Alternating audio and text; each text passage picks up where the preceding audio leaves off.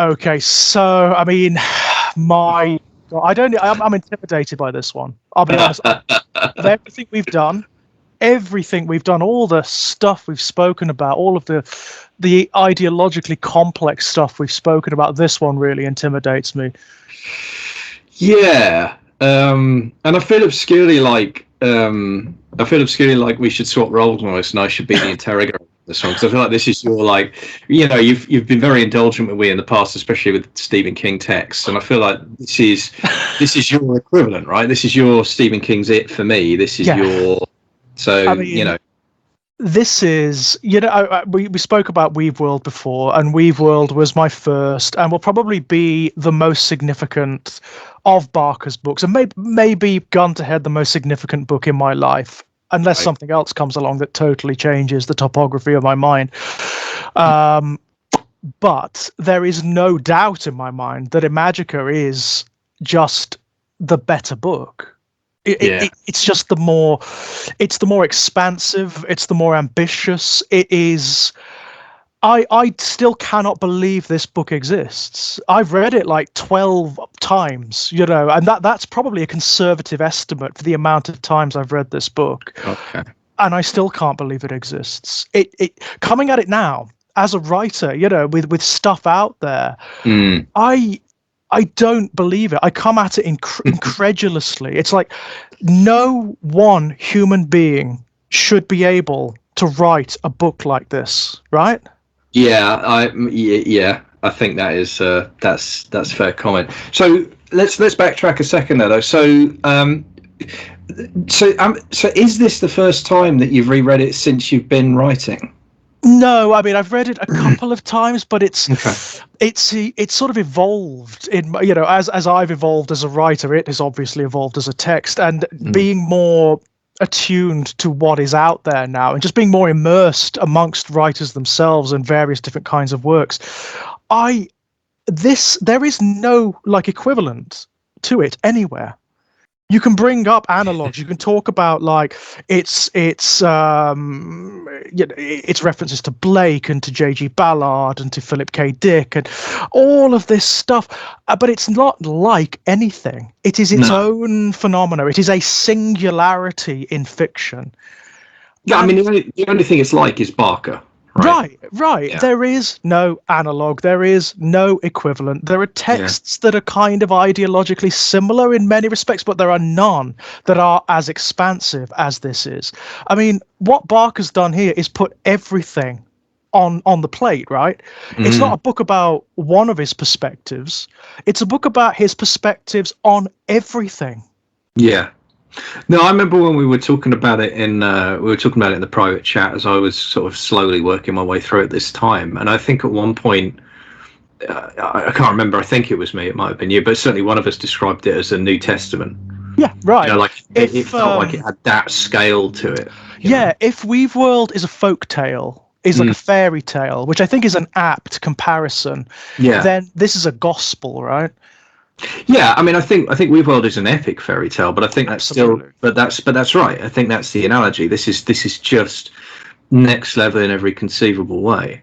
Do you know anything about? Have you sort of boned up on the creation of Imajica? Do you know how he did it?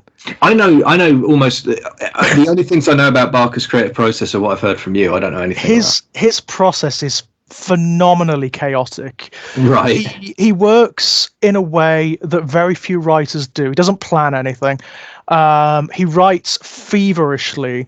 So when he's got an idea, when he's got a project on, he just locks himself away for like 24 hours a day, 7 days a week, and just writes. Right. It's very difficult keeping him healthy when he's got a project on, because he forgets to do things, he forgets to eat, he forgets to drink, he will just go for it.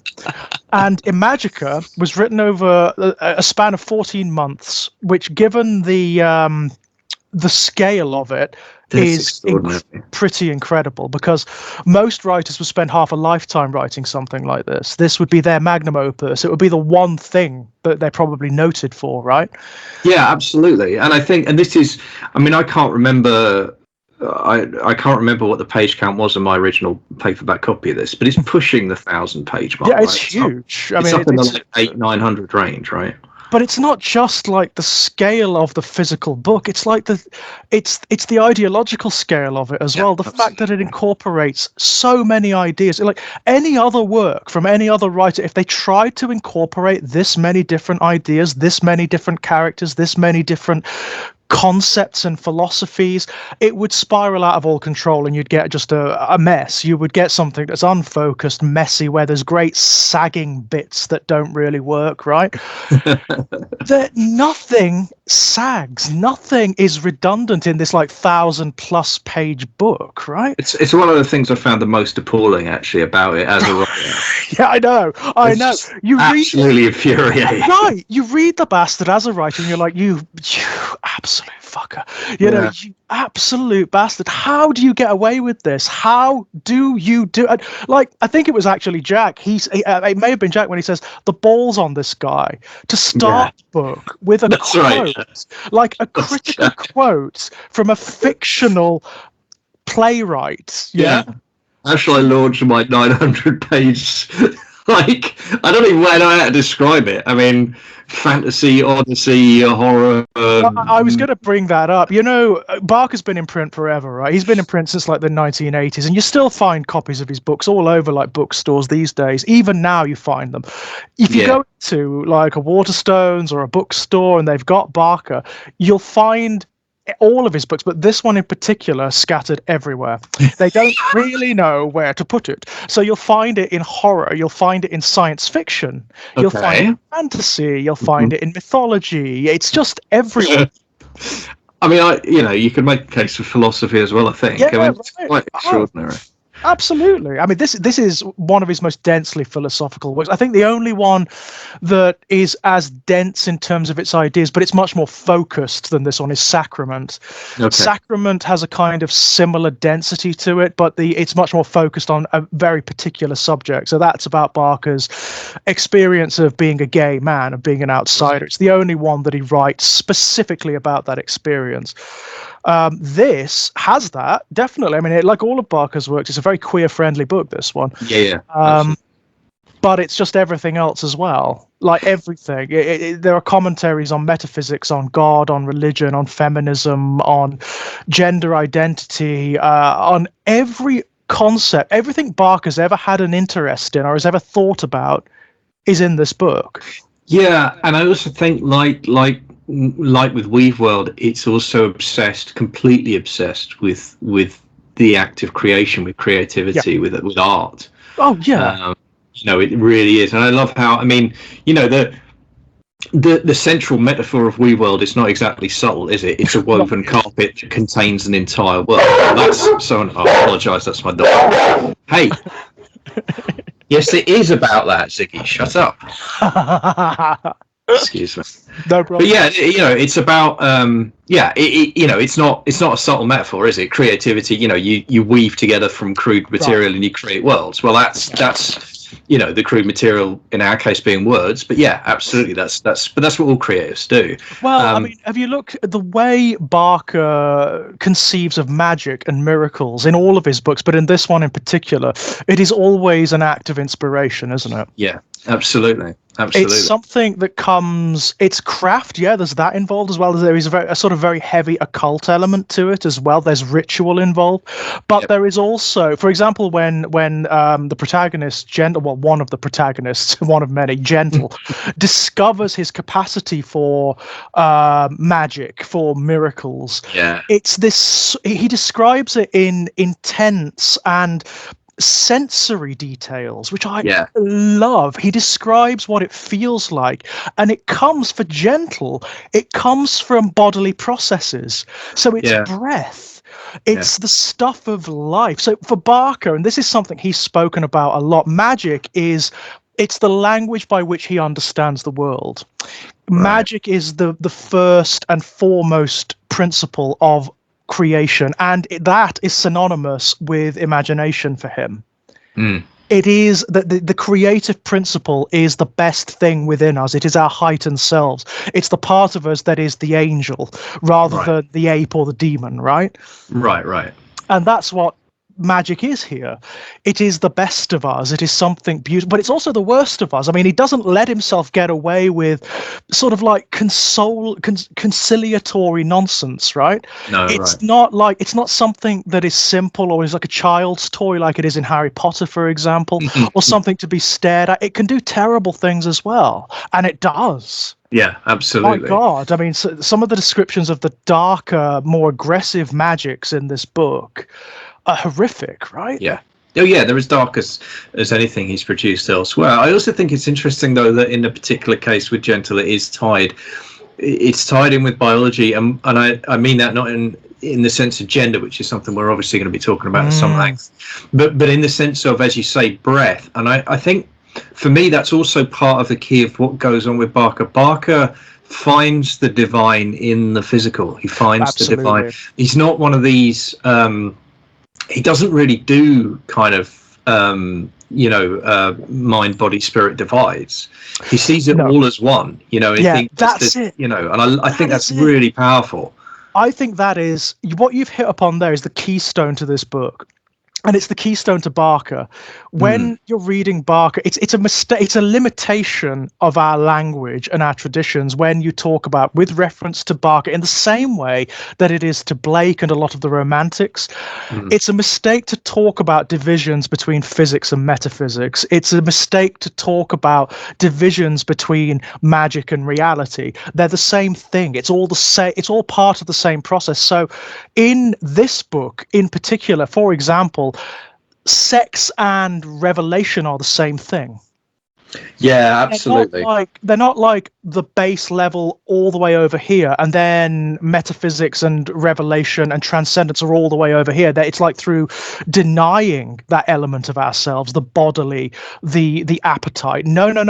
It's all the same. It's all tied together in this incredible engine. I don't know whether you've noticed, but almost every time Gentle has one of his big revelations, it is through the sexual act. Yeah, absolutely. But that's tied in with Gentle. I mean, it's interesting how both the initial two sort of lead characters, Gentle and Judith, are both. They're both sensual beings. They're both. Oh, I love Judith for that. I love the way absolutely. Barker writes female characters is like. It's brilliant, isn't it? Most guys, most male writers are not good at writing women, especially when they're writing like sensual women who are aware of their body. I mean, it's the old cliche, isn't it? You always get the fucking like, the descriptions of someone staring at their own body. It's like the male gazy kind of thing, and. In a strange way, that is here. Judith does have a real definite connection to her body, but it's in a very real way. It's in a meaningful way. And again, like everything in this book, that element, the discourse is transcended, right? So once again, Judith's body is also part of her capacity. It's part of what she discovers as being her power and her spirit, right? Absolutely, yeah. That's cool. Right. And the fact that sensuality and sexuality is intimately bound up in that for both characters, like it's an irreducible part of it. I love that, and I think for me it's how both characters. I mean, what's striking about Judith? It's an incredibly simple decision actually, but the ramifications are profound, and it tells you just how kind of fucked up our wider relationship as a culture is with female sexuality in particular, with women and desire. It's simply that Judith is unashamed. Right, completely. It's no more complicated than that. Yep. And she experiences all of the same issues that everyone else experiences with relationships. She has love, she has loss, she has disappointment, she has jealousy, she has all of those things. She just isn't ashamed of the fact that she enjoys having sex. That's totally it. But like, it's bone deep with her. It's not like she's pretending she's not ashamed. She really, really, really, really isn't. Like, it doesn't even occur to her to feel shame about that. And that kind of makes her weirdly revolutionary, just because how often have we seen that character? Right, and bearing in mind, this is a book published in 1991. Yeah, absolutely. Yeah. Now, we see it in male characters, of course, all the time. Of course, right. But what Barker's doing there is completely piercing that double standard that we've all carried for a long time. Just says, no, fuck it. It actually takes on an even greater weight with Judith, because Judith potentially could have been an incredibly misogynistic character when you realize what her origins are. She is technically, I mean, we're going like, we're drowning in spoilers here. We're going really deep into the book here. But Judith is technically the product of the male gaze, right? She is a creation of a man who lusts after her in emulation of another woman. But as Sartori himself points out, like, she was born from the desire of these male characters, and yet the way she's written demonstrates that she has totally transcended that.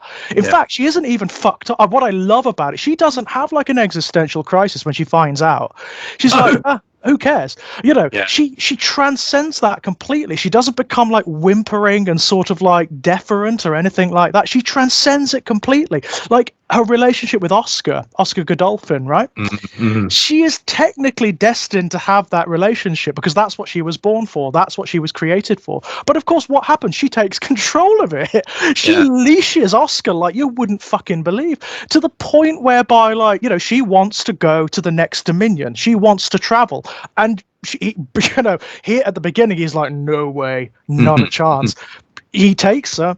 She gets it. She gets what she wants. And by the end of the book, she becomes this a very sort of classic, but at the same time revolutionary idea. She becomes a vehicle for a very particular kind of feminism, because she becomes emblematic of what I mean, it's almost cliche, but the liberated woman is, in the sense that she has to define her own narrative. At long last, she has to separate from the men in her life that have done nothing but try to fucking control her in every conceivable way. Even the ones who do genuinely love her, all they've ever done is try to control her, right? She was born from that very principle. So what does she have to do? She has to leave. She has to, like Gentle does in a way, she has to transcend the circle. What Barker is saying there, it's a very sort of Helen Sizu, Raft of the Medusa concept, the notion that for women to really transcend patriarchy,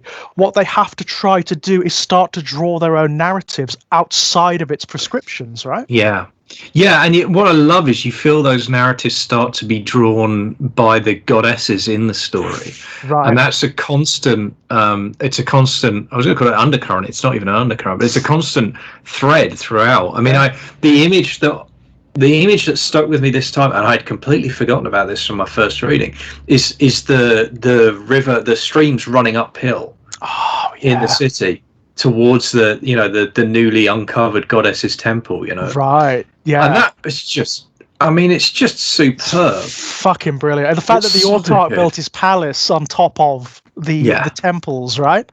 Well, and the fact that the, I can't remember what the name of it, but the giant, what is it, the linchpin, the pivot, actually contain, like when you find out what that thing contains, it's just like, of course. It's particularly clever because, of course, before that there is this reference to it as being like, literally, it is a comment upon patriarchy within monotheism. Some characters refer to it literally as like the dick of God. That's right. They literally say that's what it is. It's Apexamendios's member, right? No, it's not that. It's something else entirely, right? Well, the idea that the artifact that that's what everyone thinks it is, and what does it turn out to be? It turns out to be a prison for a woman. It turns out to be a prison for female power. Right. Oh, really? Okay, Clive. All right, mate. I see where you're coming from. Yeah, I mean, his feminism in this book is vicious, isn't it? Yeah, it's absolutely. Like, the male characters do not come off well. I mean, none of them. No, not really. I mean, no. I tell a lie. There are two that do, and they're the gay guys. Yeah, that's true. They're Clem and what's the other ones? I can never remember. That's terrible. But Clem and Taylor. Is it Taylor? The other one, basically. Klein and Clem. Is it? Is that it? Something like that. Anyway, the two gay guys. They do well in this. And there is even a commentary upon the nature of being gay. There is this twin-souled thing, right? Yeah, absolutely. It's just brilliant. The fact that he defines like a metaphysics for gay guys where they can, like, unlike most lovers, they can sort of, even when one is dead, the soul can inhabit the body of the other. They become sort of like sympathetic entities. It's just fucking brilliant. Yeah. No, I love that. I mean, and that's, in the wider context of what's going on in the story at that point as well. I mean, it all kind of really kind of powerful moment. But no, I mean, Judith's a fascinating character to me, because you're absolutely right. There's so many dangerous pitfalls with the way the character is drawn, with the, as you described, her origin is really difficult. But again, I mean, we've talked about this before, I know, but I feel like there's a kind of emotional honesty to that, in the sense of, like, if you think about, I mean, if one of the things this novel is talking about is patriarchy, and it's about the evils of patriarchy, which is so bloody. I mean, like, you can't read this novel and not take that away from it. I mean, you just can't. I mean, look at Apexamendios. He is the ravager of women. He is the rapist of women. He is the destroyer of women, of goddesses, right? That's what he did on his first quest, on his sojourn throughout the Imajica. Not just through one reality, but all realities. He murdered, raped, and destroyed goddesses, raised their temples, and erected his own palimpsest churches and temples on top of them, right? Yeah, I mean, it's not subtle, is it? It's not subtle at all. No. But given all that, I think when you look at Judith through that lens, then what you're seeing is, like, I mean, in that sense, like, we're all born to patriarchy. All of us here now are, anyway, have been. Because that's the world we live in, that's the air we breathe. So I think, when you take that into account and you look at Judith's origin, what, the message then is kind of revolutionary emancipation, right? Yes, what she embodies. She essentially embodies the narratives that patriarchy would impose upon women, right? Yeah. So she is born to just be the sex slave, effectively. That is essentially it, right? Yeah. But she transcends it completely. She draws her own narrative. She becomes her own entity, and in the end, she is something else entirely. I mean, there's even a suggestion at the end from the other goddesses like Tishalule and Jokalailau that she goes to join, who have been liberated in and of themselves, that she will become one of them. Oh yeah, no, there's a definite sense of ascension there, and there's also, I mean, there are ways in which her story. I mean, there are ways in which she doesn't, but there are ways in which she is like, she's almost like a Christ type figure. Yeah. For the goddesses, right? Absolutely. The messenger of the divine on earth, and also, but also, her actions help bring about their emancipation, which in turn brings about hers. But isn't it fascinating that, like, he inverts that as well? So yeah, she definitely is a messiah figure for, like, the female powers in this universe, in this multiverse that Barker has set up. But contrast what she does with what happens traditionally with male messiahs. What happens to them? They're creatures of violence, right? They die, they're murdered, they're martyred. Almost universally, that's what happens, right? And this book demonstrates that. What does the female messiah do? She gives birth. She gives birth, absolutely. Right. It's fantastic. It's absolutely wonderful. And this is married. I mean, Barker is so aware of all this stuff too. He knows mythology so well. It's why he marries. It's why goddesshood, the female divine in this book, is married to images of water, right? It's always images of water. Yeah, that's right. It's the lake that Gentle almost drowns in and then ends up in like a coma from.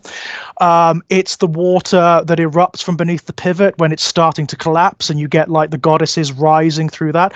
At the end, it's the waters that flood Isordarex, right? The capital city of the Autarch, and destroys everything that he's created and leaves this almost like Edenic watery space. It's the ocean at the beginning of everything. It's Tiamat's sea, right?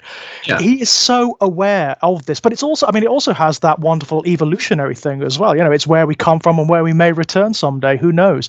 It's that whole concept bound together. It's the mythological, it's the actual.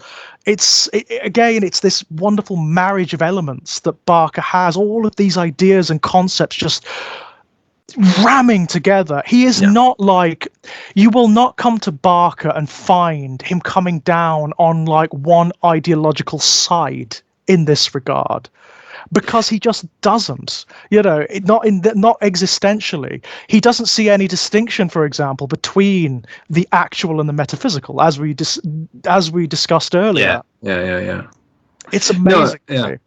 Yeah, and I mean, on the symbolism of water, the fact that the goddesses are, the gentle freezes off, freeze are frozen, right? They're trapped in ice.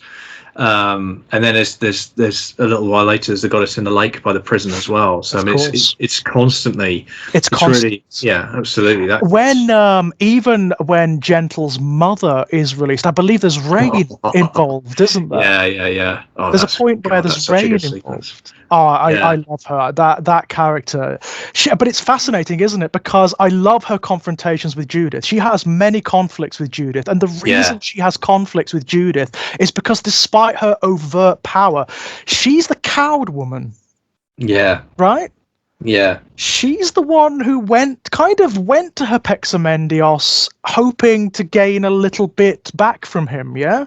Well, again though, I think you're back to the notion of patriarchy, and I think I mean, one way you could usefully describe patriarchy is generational violence, right? Yes, it's generational trauma inflicted, and that trauma, and it is inflicted on men as well as women, and it fucks men up in different ways than it fucks women up. But it's bad for all of us. It's not a healthy way of being in the world.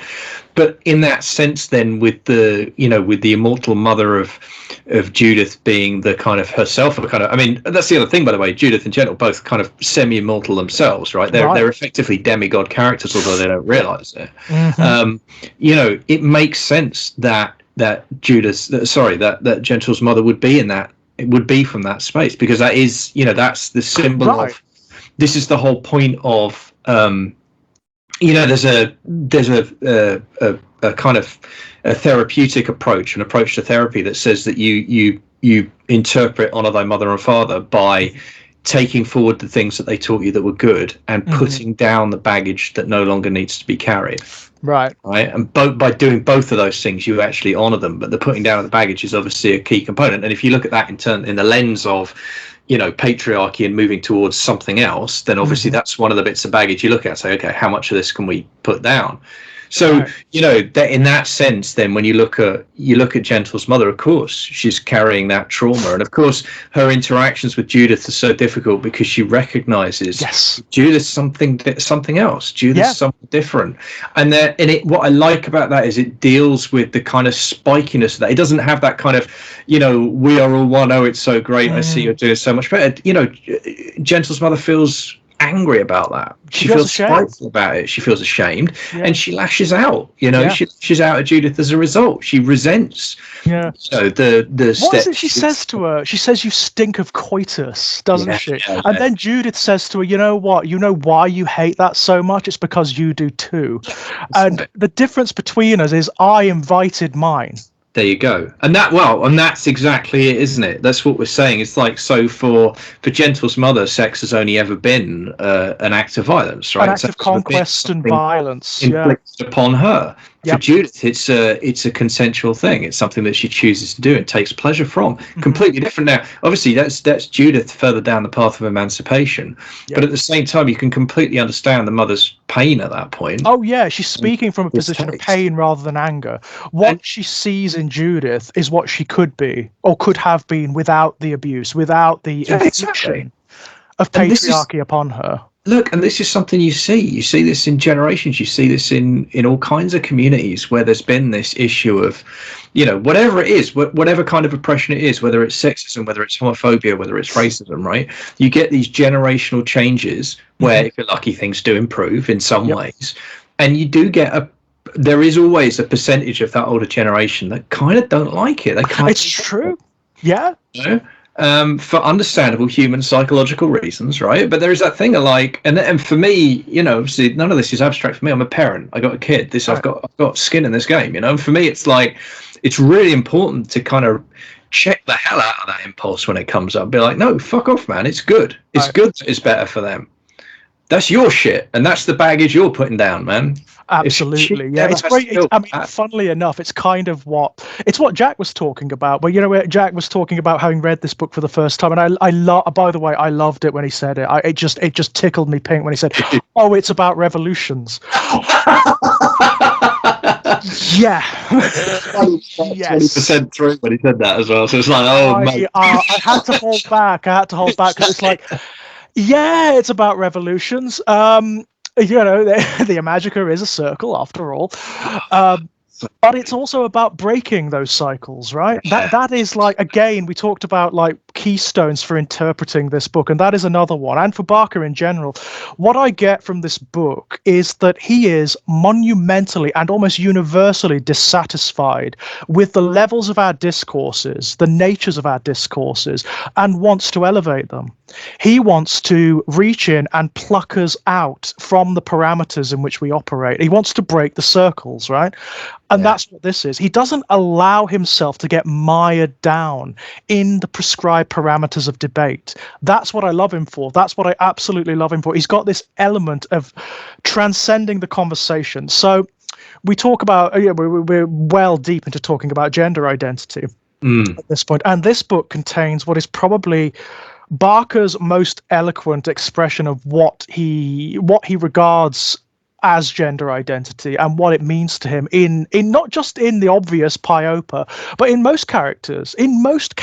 I mean, there is this fluidity of identity in these characters, even when they are emblematic of, say, certain kinds of masculinity and femininity, as Gentle and Judith and indeed Sartori definitely are. Yeah, absolutely. Right? I mean, the fun thing about Sartori is that he is, and he says it himself, he actually says it himself, he is aware of this. He's not just the product of patriarchy, he is like the worst elements of patriarchy made manifest, right? Yeah. He says to Gentle, because he was an accident, of course. I mean, there's a whole host of, I mean, you can draw so much into that, but fucking hell. But he was an accident. He should not have been born. He was created by accident because Gentle, as Sartori in his past, was so fucking drunk and out of it after he created Judith, he accidentally rolled into the circle, into the magic circle, right?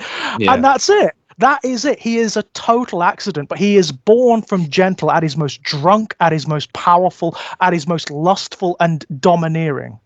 Well, and that is most sexist, that is most venal, right? I mean, the creation of Judith, as much as Judith is an amazing person, the way Judith is brought into being is shockingly amoral. I mean, it's a horrific, it's undoubtedly an evil act. It's a wicked act that Gentle, our alleged hero, instigates. And obviously we get Judith, and Judith's awesome, but it doesn't change the fact that it's a really kind of horrific thing to do. Oh, it's a totally evil thing to do. I mean, like, one of the most interesting things about this book is its commentary on identity in general, not just gender, but on every element. I mean, so you've got two protagonists, and this is an identity crisis that Philip K. Dick would have balked at, right?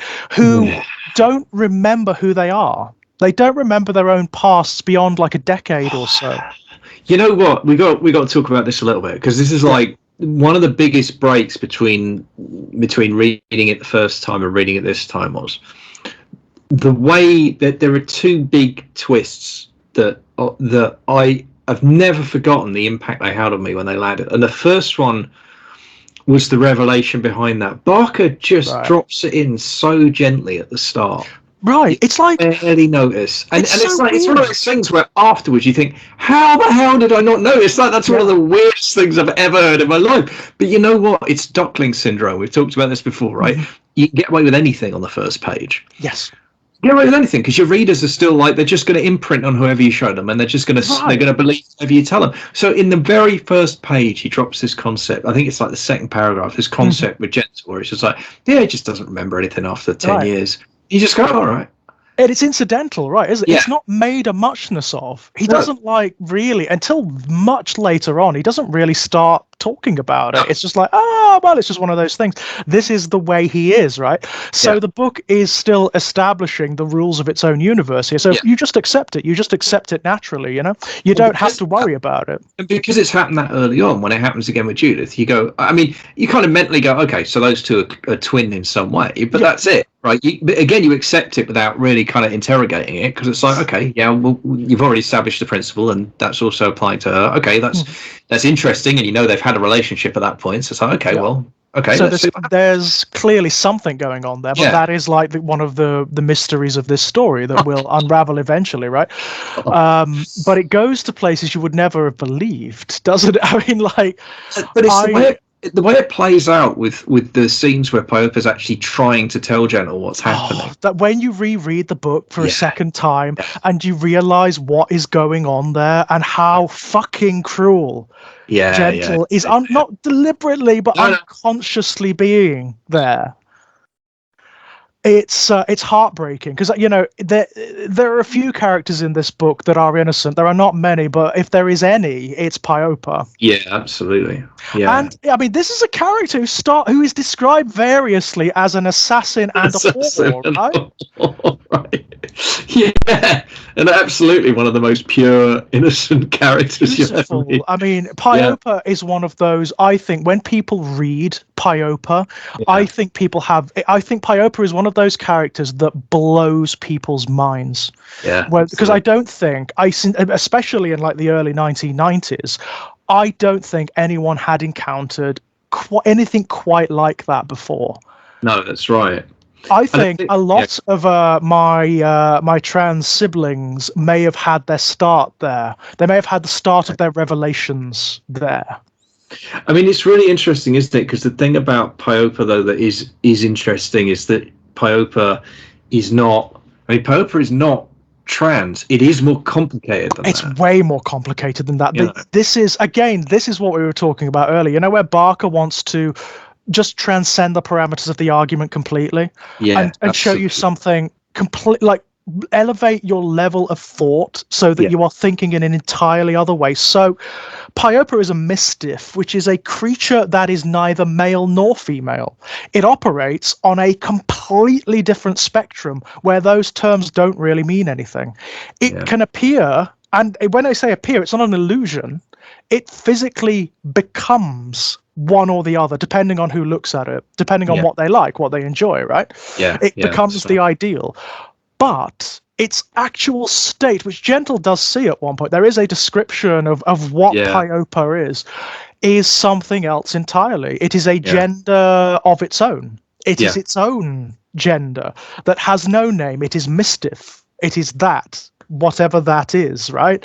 And as I mean, it goes into very emaborate like descriptions of what that looks like and even how it operates. I mean, I think Gentle does say, so you could commit either act. You could fuck or be fucked with this, right?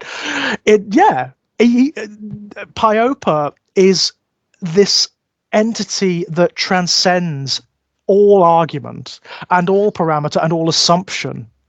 And we should also be clear that Pyopa refers to itself as it. Those are Pyopa's chosen pronouns. So those those are Pyopa's chosen pronouns. That is that is it, because which in and of itself it's like, okay, we're going somewhere else now. Okay, it's amazing, isn't it? Because Pyopa, of course, is technically an alien. I mean, Pyopa comes from a different reality entirely. It comes from, I think it's the third Dominion, isn't it? Its people come from. But it is a very particular kind of entity, and he's definitely one of the most sincerely angelic figures in this book, despite the fact, like I said before, it's cast as an assassin when you first meet it. When you first meet it, it's trying to kill Judith. It's trying to kill Judith, that's right, yeah. It's just incredible that Barker is able to perform these acrobatics with his fiction, right? Yeah. It's unbelievable. And I think the first time it meets or very early on when it meets Gentle, it seduces him pretending to be Judith. I mean, pretending to be Judith, and you could. I mean, the politics of that are very complicated. You could have, and Gentle certainly does take it as a kind of rape, doesn't he? You know, he does. He's violent. He's aggressive. When actually, he doesn't understand because he's unaware of their past relationship. It's him doing this. Yeah. It's actually his fault. And again, I mean, the commentary of that is like, you know, it's out there, isn't it? You know, it's an attack upon the conformist and sort of oppressive, the prescriptive, that's the word I was looking for, the prescriptive nature of male sexuality. The fact that it wants ideals all the fucking time, right? That it wants its partners to be the ideal always, and it wants them passive, it wants them cowed, it wants them to be mothers sometimes, it wants them to be sexual partners sometimes, it doesn't want them to transgress beyond those parameters. That's what Pyopa in many respects, as does Judith actually, that's what they represent. It's like, no, actually. Again, I mean, Pyopa could have been just like Judith, given its nature, could have been so problematic. Something that is like born to be the sexual ideal of whoever looks at it. I mean, there's almost like a slave mentality inherent, right? There's a real danger of that, and the other thing is, like, I mean, you know, Gentle's morality is challenged by it. There's a scene when they're trapped in the prison, and you know, Pyopa trades sexual favors with one of the heads of the guard, and Gentle gets really angry, but Pyopa's like, it's not a big deal to me. It really doesn't matter to me in the slightest, and it's keeping us alive. What are you know? That's what Pyopa does. That's what it trades in. It's what its nature is, but it's also what Gentle has told it to do in a past life. Yeah, that's the killer, isn't it? When you find out that, and it's a throwaway line, and it's meant as a joke. Right, it's casual, isn't it? Yeah. Oh. But because Pyopa is bound, he's also technically, Pyopa is also a demon, right? In a classical sense, because Gentle, as Sartori in his past life, as the maestro. What a great term, by the way, maestro. I fucking hate Barker when he does that. He just comes up with these terms for like magicians and for creators that are perfect. Yeah, they are just fucking perfect, and you're like, I hate you. I hate the fact that you do this. You are so good at this. It's unbelievable, right? No, Maestro is great because there's so much bound up in it. But as when he was the great Maestro Sartori. So Sartori, Gentle in his past life, is essentially like, he's like John Dee, or so. He is like what like the myth of John Dee, or the myth of Aleister Crowley. He is he is the sorcerer if they were genuinely sorcerers and not just con men, right? Yeah. He is a genuine maestro. He can do magic. He can perform miracles, and one of the miracles he performs is like conjuring an entity from this space between the worlds, which is called the Innova. And one of the entities he pulls from it is Pyopa, because Pyopa has been lost there after trying to transgress, essentially trying to cross from one dominion to another. He got lost there, and as a result of that, Pyopa is bound to Gentle, to Sartori. It has to do what Gentle says, down to the letter. That is part of the scripture, you know, the unspoken binding contract. That's part of it, and there is an awful moment, and it's at the failure of the first reconciliation, isn't it, where everything goes horrifically wrong, and Sartori, in his at his self-pitying worst, basically just casually says to Pyopa, go away, just go, I don't care what you do, go and be a whore or an assassin or whatever, I don't care. But this is also the point where Sartori, at the moment of maximum failure, forces Pyopa to apply the memory wipe, right? That's actually like, I mean, how horrific a thing to do is that, you know? And I think, Pyopa's devotion to Sartori and Gentle is really interesting, because at no point, I don't think there's a point at which Barker makes it completely explicit that it is either actually a magical injunction that Pyopa is compelled to follow, or whether it's some kind of religious / spiritual injunction that Piper doesn't feel that it can resist. That's never made clear, but it doesn't matter. It just doesn't matter. No, because the power exists and it's absolute as far as Piper is concerned. So it exists and it's absolute, and that's really it's really interesting how because in a lot of other respects, this is actually a novel about exploding mysteries. It's a novel about blowing up the church, blowing up the symbols, finding out, and then go through Rob and say, okay, what's real here? What's left? Yeah. It's to very the interesting level, right? Yeah. All the way to the top. All the way to the top. Yeah. I'm done here, right? Yeah. I mean, even it goes for the gusto, doesn't it? It goes for the ultimate. It goes for God. Yeah. It goes for, and I mean, one of the big things for me in this book is when it explains that the God it talks about in these vague, mysterious terms, this mythical Hapexamendios, is Jehovah. It's Yahweh. It's El. It is the God of monotheism, right? Collectively, it is the God of all monotheism. It is the entity that inspired the stories that became our monotheistic and, by the way, our patriarchal traditions. Is this God of gods? It is Hapexamendios, who resides in the first dominion. Right? And it turns out, of course, he's just a man. He was only ever just a man, and boy, he was an awful man. Yeah. And he has become the worst of all gods because of that. Yeah. I mean, it's fascinating how God turns out to be Satan effectively, and I think that's really fascinating. It's really, I mean, one of the many interesting things rereading it, I felt, I remember when I first read it. I remember actually starting to feel a little bit annoyed towards the end, because I was starting to think like it started to feel to me like Barker was leaning into that kind of, because there's a point where Gentle's all like, I'm about my father's business, everything's going to be great.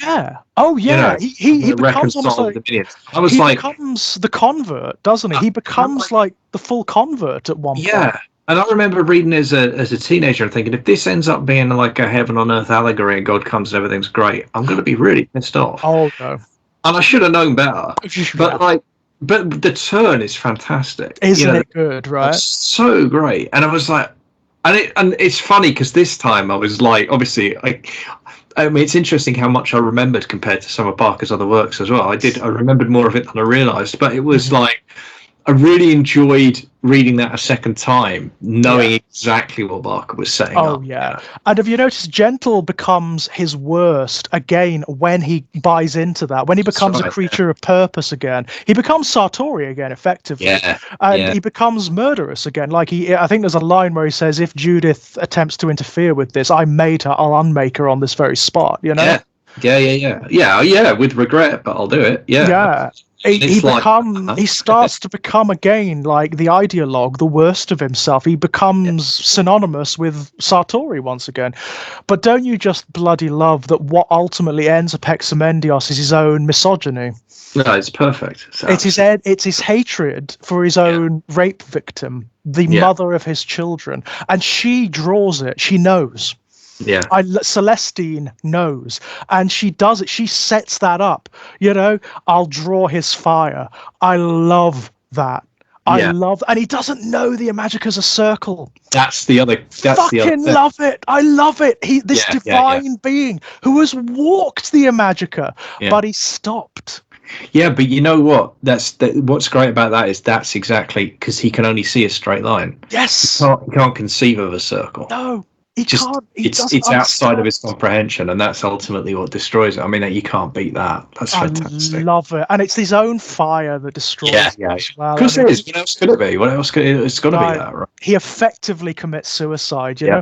And I love the fact that there is even for this, like, he is the ultimate monster. I mean, it's hard to get a malevolence more profound than Hapexamendios, really, isn't it? There is even a note of sympathy for him, in the sense that, like, victims are we all. There's a sense at the end that there's almost like gratitude. It's like a relief for him to go, because when he when Gentle sees him, when he goes Yeah. into the First Dominion to actually witness him, he's pathetic. He is this awful. Yeah, when he finally physically manifests, it's just. Ooh. Yeah, I mean, it's gross. It's an amazing piece of description, but it's also like it's an incredibly pitiable character, and also a figure. And it's also great I love the way Gentle has that moment of recognition as well, where he sees enough of himself. Yeah. And again, that's we were talking earlier about like one of the things Imajica is about the generational trauma of patriarchy. Well, there it is. There's the moment where Gentle looks and sees his father's face, and it's like, oh yeah. Yeah, and I came from you. Yeah, it looks like me, right? Yeah. By the way, just as another note in this story, this also means that because Gentle is one of the many, many, many children of Epexamendios, he is actually like the long lost brother of Jesus Christ. Yeah, that's right. Who Christ is in? I mean, Christ is referred to in this book. I mean, there is a suggestion that maybe his martyrdom was not like as it's been marketed as this ultimate forgiveness for all mankind. Rather, it was an attempt by him to destroy Epexamendios. Yeah, right? And that's really interesting, isn't it? And the idea that Jesus was a maestro himself and was actually attempting something else, some kind of ritual to destroy Epexamendios, right? Because he realized, he got it, he saw, just as Gentle does. And the interesting thing about that is there's elements of there are problems with it, but I mean there's almost Gnostic elements to that, I think. That's almost like a Gnostic reading of Jesus, but kind of a really interesting one. And obviously, I think pretty much whole cloth out of Barker's incredibly fertile imagination, and all the better for it. Totally, yeah. I mean, it's Barker taking the elements of. I mean, he is he describes himself as a strange kind of believer. Barker, he's a believer in mythology, not in the literal sense, but he's a believer in its necessity. So he is a huge fan of the various versions of the Bible, for example. I mean, obviously, Sure. I mean, well, you could, if you read this book, you kind of need the Bible as a background, really, and you almost need to know a little bit about like biblical history, because there are actually real characters from Christian history, like Athanasius, for example. Athanasius turns up in this book, and is like he is almost, he's a maestro too, right? Yeah, absolutely. No, it's really extraordinary stuff. That part, I mean, I never realized until I reread it recently. I don't know why I never consciously got it, but the way all of these weird characters that Gentle meets during his first journey across the Imajica, who seem to know him and are sometimes irritated by him. Then you realize at the end that's because they know him. They know him and they are irritated by him. Right. Yeah. They're all maestros. They're all the people that he taught and that he involved in the first reconciliation. Like you've got characters like Chica-Jaquine, for example, who turns out to be one of the old maestros from the original reconciliation. Utterly brilliant. And the mechanics of it as well, the way you've got a maestro in every dominion. Yeah, absolutely. It's so brilliant. The metaphysics of this universe that he's created, this multiverse that he's created, are so out there and so beautiful. And also, I mean, like the note that it ends on, where again we've already spoken about this, where the lead characters, in order to transcend all of the dirt and the tragedy and the prescriptions that have harmed them, the trauma of their lives, the only way they can do it is by stepping into or out of the circle. Yeah, that's right. In both cases via water as well as the pool, which is, I mean, as you discussed earlier, it's the sea, it's where we came from. It's also the womb, it's where we come from. There's all of that kind of that imagery, and it's a beautiful ending with Gentle and Pyopa joining hands and just stepping into the, into the ultimate unknown. Just leaving it behind. I love that so much. The fact that it's like, this is over for us. There's almost Sorry, go on. No, I was just going to say there's almost a suggestion that they're moving somehow inside the circle as well. Yeah. Or perhaps outside it, but like the circle maybe is a ring and they're stepping through into a different place. There's that feeling of like, as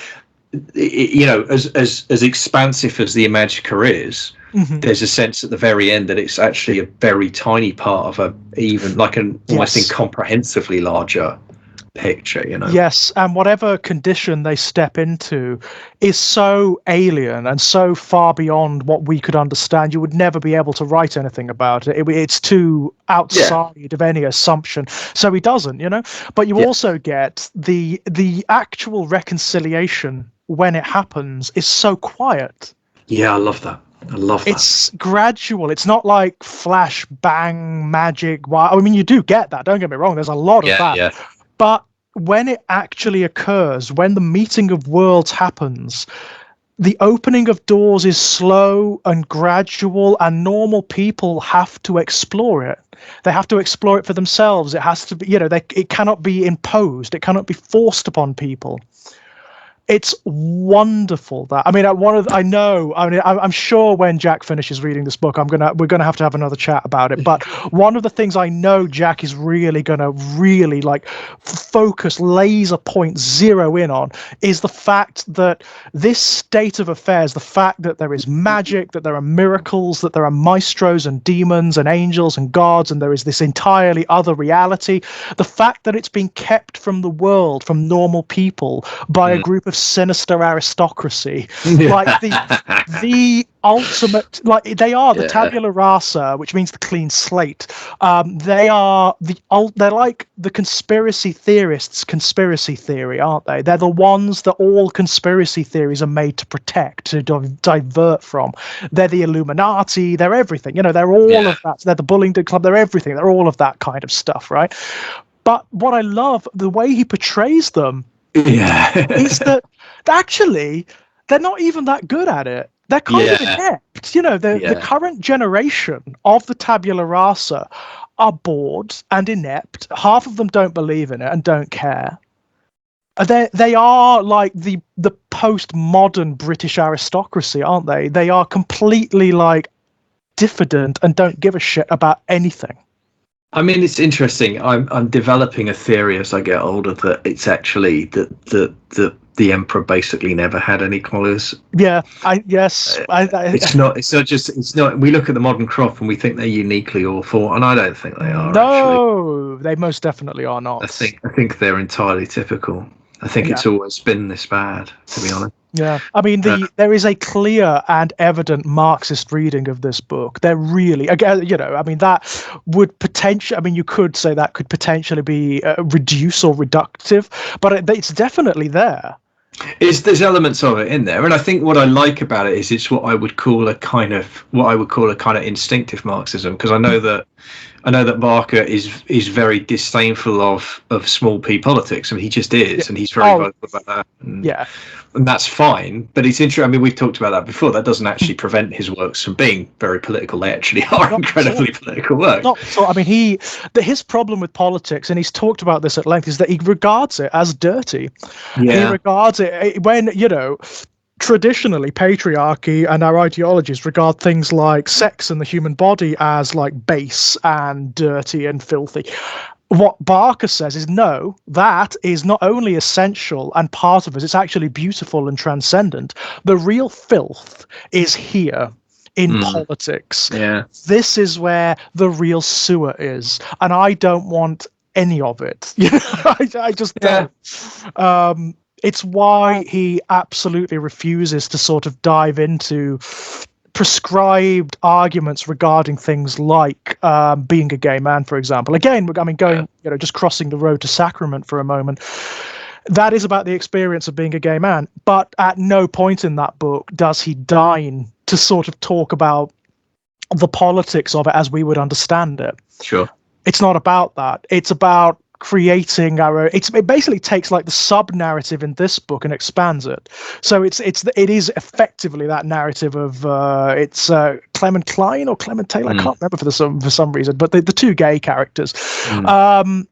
It takes that and makes basically an entire narrative out of similar themes. So it's a different thing entirely, you know. It's absolutely beautiful, that book. And by the way, any of my fellow my sibling query dearies out there who are listening, go and read Sacrament as a matter of like necessity, spiritual necessity. Go and read Sacrament and read this one too. Read Imajica too. Yeah, definitely. But no, he's not interested in that. But he can't. But he is human ultimately, and he does live in our societies, and he can't help but for it to sort of sneak in. But he does have, he also has a bone deep kind of antipathy and anger towards oppression and towards authoritarianism, and that is something that does come across so powerfully in his work. And the thing about that is, if that's what you believe in, if those values are important to you, then you are anti-fascist, whether or not you choose to identify as that. I think he would be quite happy to define in those terms, to be honest. But I mean, you'll be amazed how far that gets you. Yeah, just that simple commitment, right? If you're serious about that, you don't have to worry about it. Don't worry about the theory. Don't worry about read books and all that shit. Like. Start from a position of anti-fascism. See how far you get. You'll get a very long way, I predict. That's it, absolutely, and the rest will come later. The rest, absolutely. Well, it will. The great thing about it is the rest comes organically. Yeah. From the assumption of that position and the walking of that path, everything else will it'll just come. It's just absolutely. There. I mean, how is Hapexamendios if there is such a thing as an absolute villain in this book, and it's an odd thing because Barker doesn't tend to do absolute villains, but if there is such a thing, it's Hapexamendios. And how is he referred to when we first hear of him? What's his title? He calls himself the Authority. Yeah. The capital A Authority, right? Yeah. Like the reddest red flag you could imagine in the Clive Barker. Right, that's again, it's not necessarily subtle, is it? No, I mean, this is especially subtle. No, what you've got in Hapexamendios is it's a congealing of everything Barker finds hateful in the human breast. Ultimately, he is the manifestation and indeed the promulgator, the almost like the source of patriarchal tradition, right? Yeah. And authority and oppression and misogyny, the oppression of women, rape, murder, all of these things, genocide, are manifested in Hapexamendios. And it's a very dark thing because he is effectively, I mean, despite the fact that he has a degree of love for these traditions, certainly their stories and mythology, he's essentially looking at monotheism and saying these traditions are emblematic of that. They are actually products of those problems and those issues with our history, with the history of our species, and we need to do away with them. We need to sort of transcend them. And explicitly in Imajica, the point that he's making is that one of the reasons they are so powerfully toxic is because they are, they represent the repression of the divine feminine. They represent the erasure of the divine feminine, and that is just, that's just unhealthy on the most basic possible level. That's a really awful organizing principle for a planet, right? Well, yeah, I mean, it's in Imajica, you get almost like an encapsulation of what patriarchy does to us on an individual level. So it makes men afraid of one another on almost every level. It makes us incapable of relating to one another, incapable of displaying any emotion but anger. It makes us, it places this incredible distance between us, between siblings, between fathers and sons, between even male friends, it screws us up royally. Yeah, absolutely screws us all up royally. And you see that obviously manifested in Sartori. That's what Sartori is ultimately, the worst parts of Gentle. Yeah, and he's a really fascinating character. I really love how, that was the other thing I was thinking about, because that's the other big twist, right, is where Gentle and Sartori finally meet. Ah, yes, because again we've heard of this great conqueror. What does he call himself? Is it the Autarch or something like that? Yeah, something like that. Yeah. This guy who is basically, he is the tyrant of all the Imajica. He is his legend is spread across the Imajica, and you see as Gentle travels through the Imajica with Pyopa, you see the effects of this guy's movement across every dominion. There are genocides that happen, but just because there is a sniff of rebellion, just because he's bored. Yeah. Just because he's bored, or because he's paranoid, because he's had some sort of vision or whatever while he's hopped up on some otherworldly drug. And when they meet, and it is a brilliant revelation because there are suggestions of it. There are little clues littered all the way through. There's a point where Gentle, when he's actually trying to infiltrate the Autarch's palace in his Order X, is captured by guards and they let him go. They react with like, oh, it's almost like, I'm sorry, I didn't mean to. And Gentle is like, and the reader are like, what? What's going on here? Why is that happening? Well, we find out why that's happening. They think he's the Autarch. It's really fun, and it's one of those things where, like, as you say, it transforms the second reading, because the second reading you're going through going like, okay, that's why. The second reading is way better than the first reading of this, because you notice just how clever Barker has been with how subtle the clues are, but how littered with them it actually is. Yeah. No, that's fair.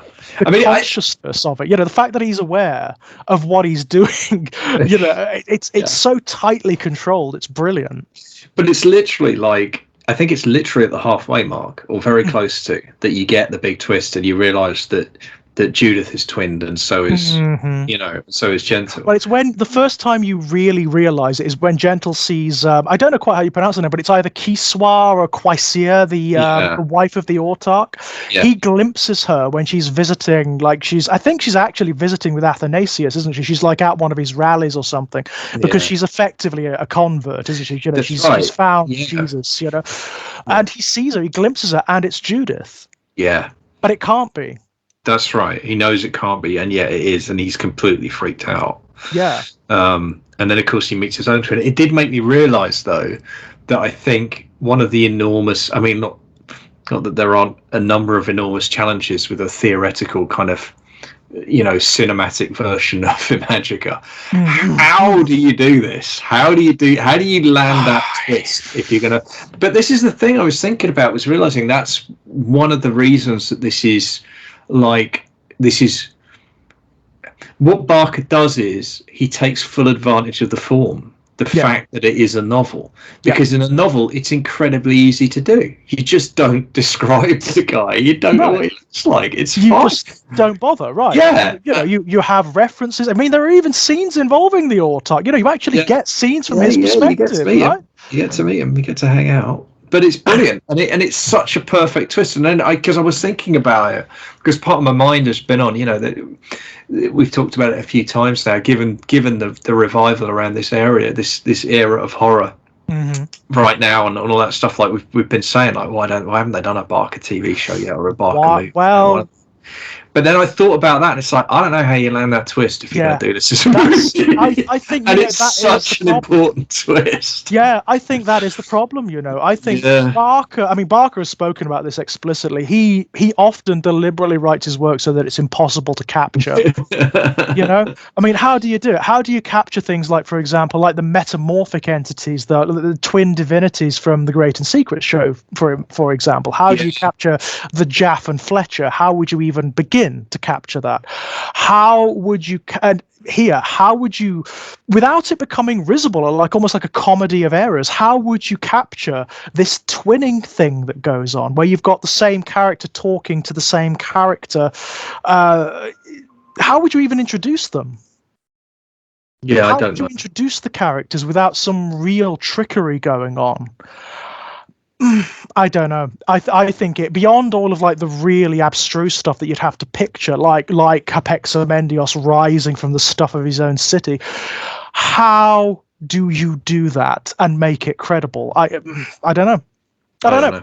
The thing between the two gay guys, where you have this wonderful subplot where one of the gay guys is sick and dying. And and it's it is a superbly done subplot. The actual death is really, really sad and beautifully drawn. And then the ghost of that character comes back, right? And effectively not possesses his lover, but becomes part of him. And there's, I mean, it's interesting you talked about that death sequence. So for me, there were echoes of the death of the lead character's father in Weave World. You know, there's a similar, just beautiful section in Weave World. Yeah.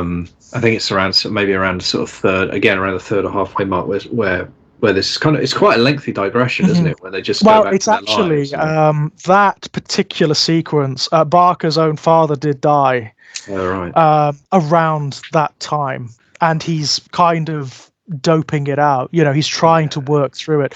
What he's describing in Imajica, because he moved to San Francisco when he started to become famous, and then to Los Angeles, and he was there at the height of the AIDS epidemic, and of course San Francisco was kind of ground zero. You know, it was the place where in many respects, certainly in the Western world, you know, certainly in the USA. Yeah, I mean, San Francisco and New York, you know, two massive gay scenes, so and absolutely he saw a lot of communities. he saw a lot of people die. You know, he saw a lot of people die at that point, and that's kind of what he's describing. It comes up again in Sacrament. You know, a very similar kind of subplot turns up again in Sacrament, handled really well and really beautifully. And you have to bear in mind, again, this is 1991, so it's not over. Oh no, absolutely. It's very much a going concern in '91. It's still, you know, we're still getting the scary adverts on the telly, and I mean, just as an aside, and this is something that's been absolutely buried in the absolute sort of holocaust of the UK news media at the moment. Something that's been absolutely buried. But do you know what happened the other day? Key moment for the first time in over a decade, right? Yeah. In over a decade, new HIV transmissions between heterosexuals actually transcended those between gay men. Yeah. I mean, I mean, I read that and I was like, that is so, it's staggering. So strange. It's so strange. I don't know, like, what, I didn't know what emotion I was feeling. It was so weird. You know, it was so bizarre to think.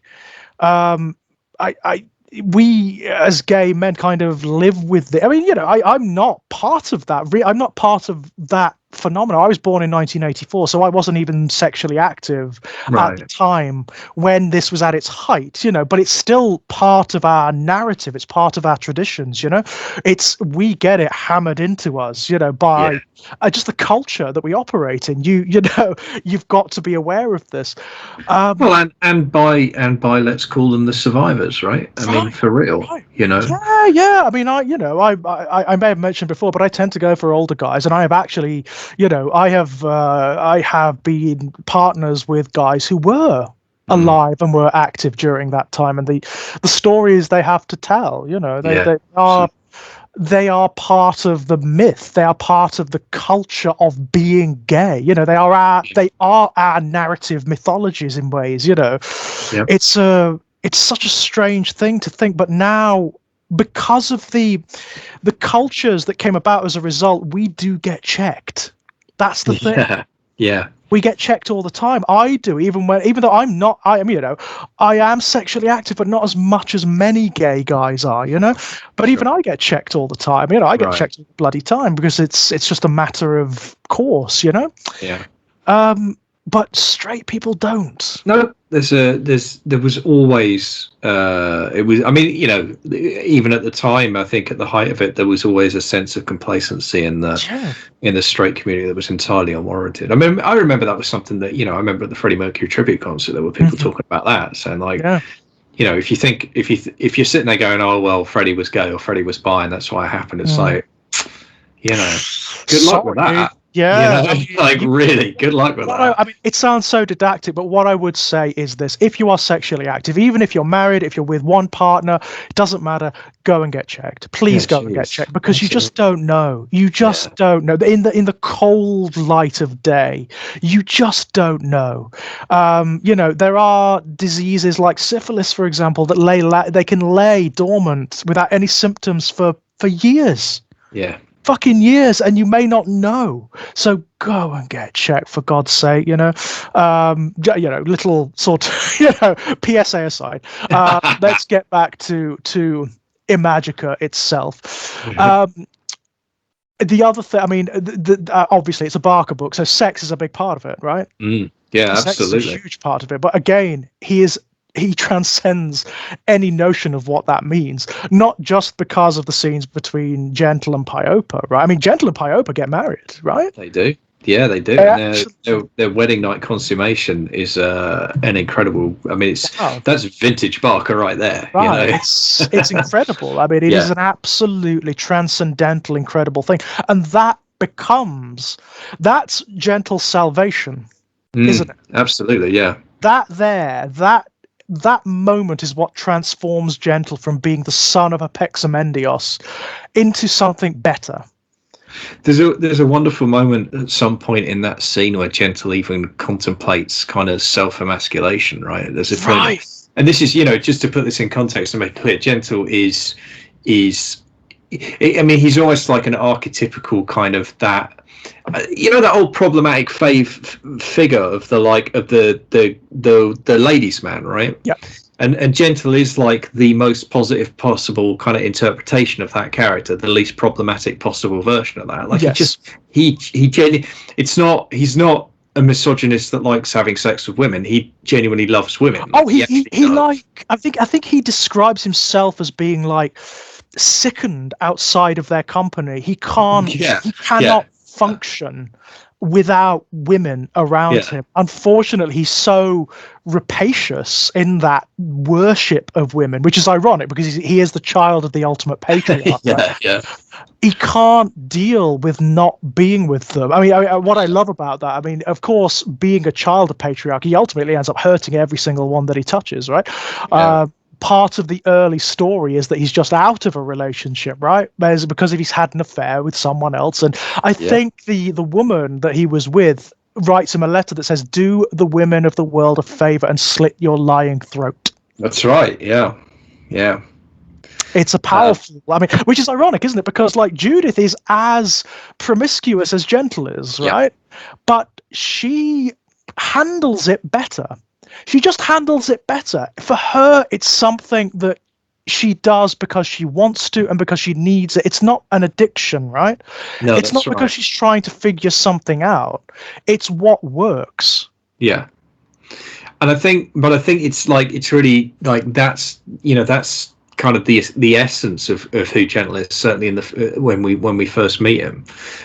And therefore, that moment with Pyopa at their wedding night where he kind of idly fantasizes about, imagine if I could be free of this, free of this genitalia, like shed this and just become like Pyopa, become this third sex, have this whole, and he comes back to himself. He's like, no, actually, I quite like this is fine.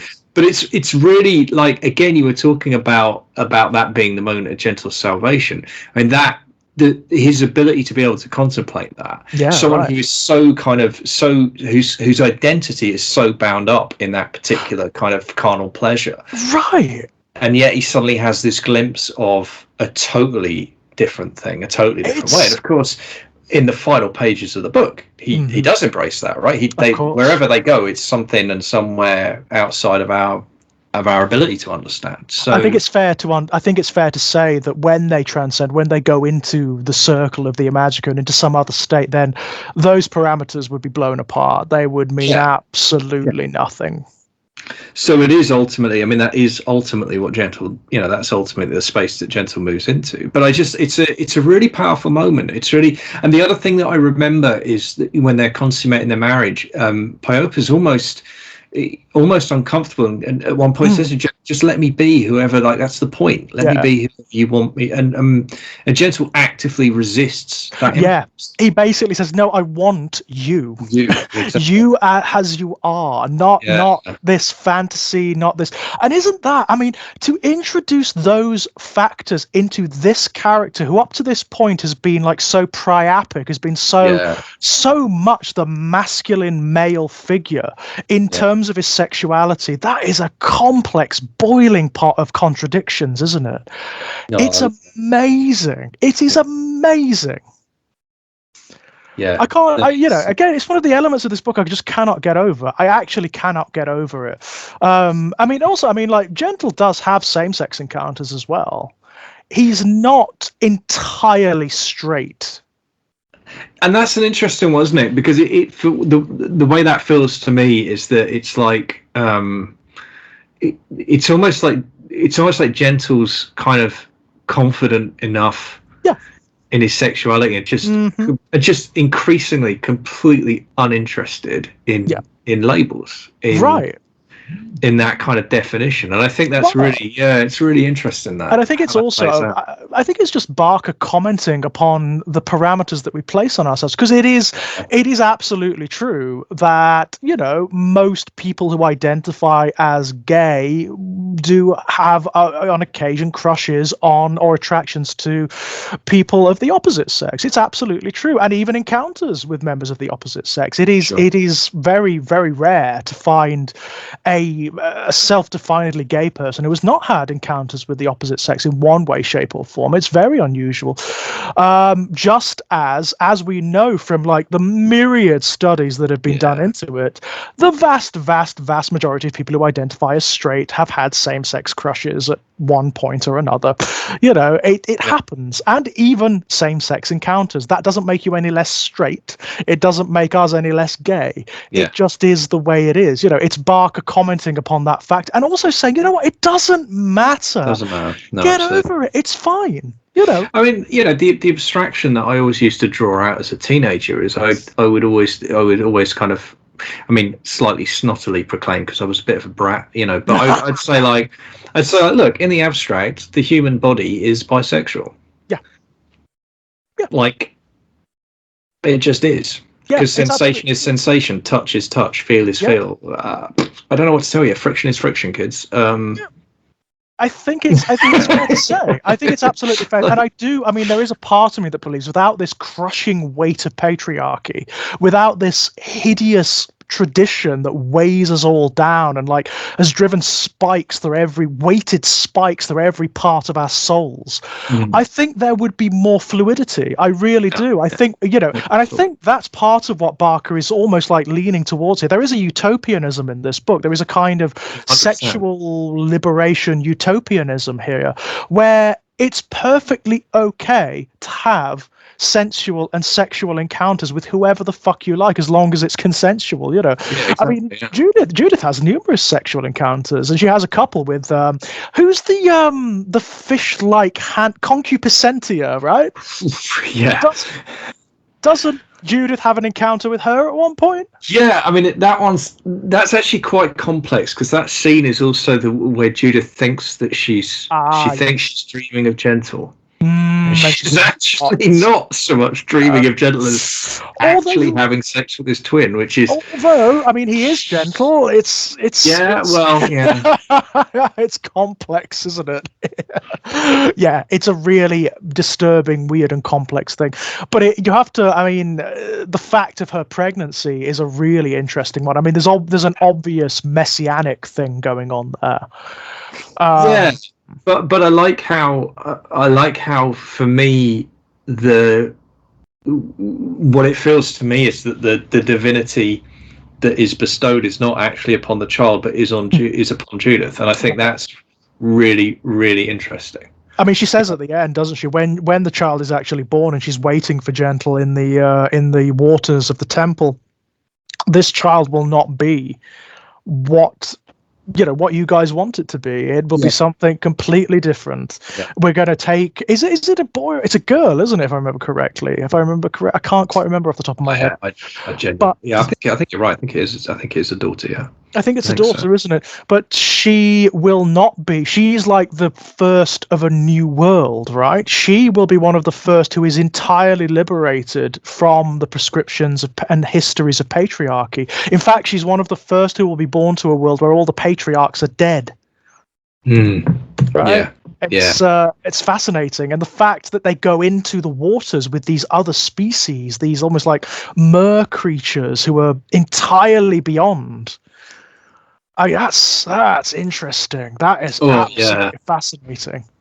No, I love all that. There's a very strong kind of implication that there's a kind of there's a almost a transhumanism thing happening there. Not in the kind of cyberpunk sense, but in a kind of more kind of organic and almost like metaphysical and evolutionary sense, right? Yeah. They are going back. They're going back to the original well where all things started.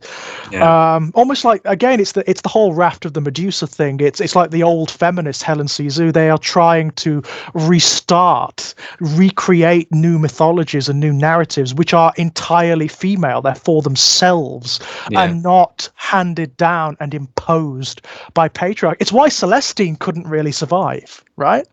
Yeah, absolutely. Ultimately, because even her divinity comes from Apexamendios, right? Yeah. Even her power comes from Apexamendios, whereas Judith's doesn't. But it's also like, I think for me with Celestine, there's a great wisdom to what she does as well. Yeah. Because I think Celestine understands that parent generation ultimately does need to die. Yeah, and I think, but I only think it's with Judith's input. I think it's because of those arguments they have, where she has the revelations. I mean, there's those wonderful moments where you see through Celestine's eyes what she dreams when she's effectively being raped by God. Right? Yeah. And it's awful. I mean, it's not even a beautiful, like, sexual experience. Like, he is depicted as a hanged man. Yeah. He's dead, right? Oh, yeah, it's blimey. Yeah. It's quite extraordinary. And then, of course, there's the way that Celestine, comforts the kind of comforts the evil twin, right? Sartori, right, the broken child. Yeah, she accepts him as her true child, right? In a way she never really does. Gentle.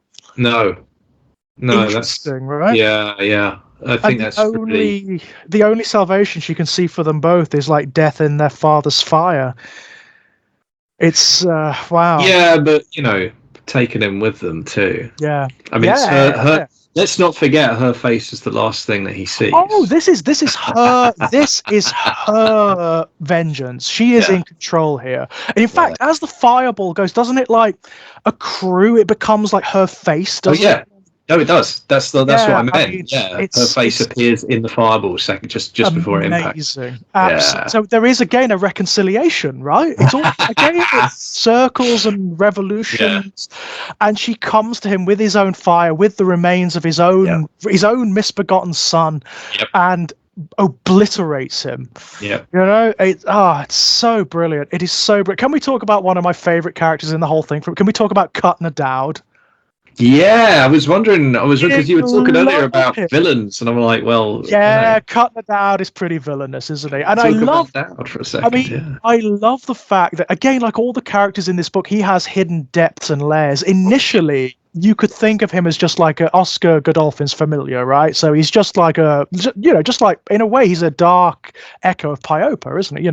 Oscar Godolphin pulled down from the Innovo by similar rights, but as it turns out, he's got many, many, many agendas going on underneath. I love that scene where Godolphin is basically hoodwinking the tabula rasa, and even Dowd doesn't know what he's going to do, and he slits open as a faux demonstration of saying, "Oh, this is some kind of imposter. Look, it's an inhuman creature. Look at its internal organs. Yeah, look how badly we've been infiltrated and all that." Yeah, and it's theatre. It's all designed to basically throw any suspicion of his activities off of himself. But at the same time, Dowd's playing an incredibly long game himself, right? Right. Yeah. I mean, the way that character develops is actually incredible. Yeah. The fact that he is actually the ultimate agent of Apexamendios. I mean, what is it? Celestine calls him the pimp of God. Yeah, that's right. He is. I mean, that's an interesting irony in and of itself. The fact that this creature, Apexamendios, who hates women, and I mean hates women on a genocidal level, that's true. Yeah. Still has women brought to him for a very masculine activity, and then gets rid of them. Yeah, he's an interesting one. He really is. And I think as well, I mean, the other thing that Dowd reminded me of was he reminded me of Rictus, Yeah. Because he had the elements of that kind of shiftiness and that kind of the theatricality, you know, he's very sort of brightly coloured, isn't he? He wears brightly coloured suits and he's a bit foppish. He's a little bit foppish. And just kind of stitched together, you know what I mean? I love the complexity of his politics as well. Like he's actually quite complex. I mean, he is a bastard. And there's no two ways about it. He's probably one of the most bastardly characters in the book, to be perfectly honest. But his relationship with Judith is actually really interesting. Yeah. And the thing is, he has been treated as a servant class for generations. I mean, he has legitimate grievances, as we say. He does. I mean, you know, let's be fair. This is a guy who, when you first see him, is like thrown on a table and slit from groin to throat, right? And emptied out. He is treated very poorly by Oscar Godolphin. Yeah. Very poorly indeed. But even so, I mean, he is a murderous bastard, and he does some really. I mean, for some reason, something that sticks with me a lot in terms of the imagery of this book is the mouthful of fleas.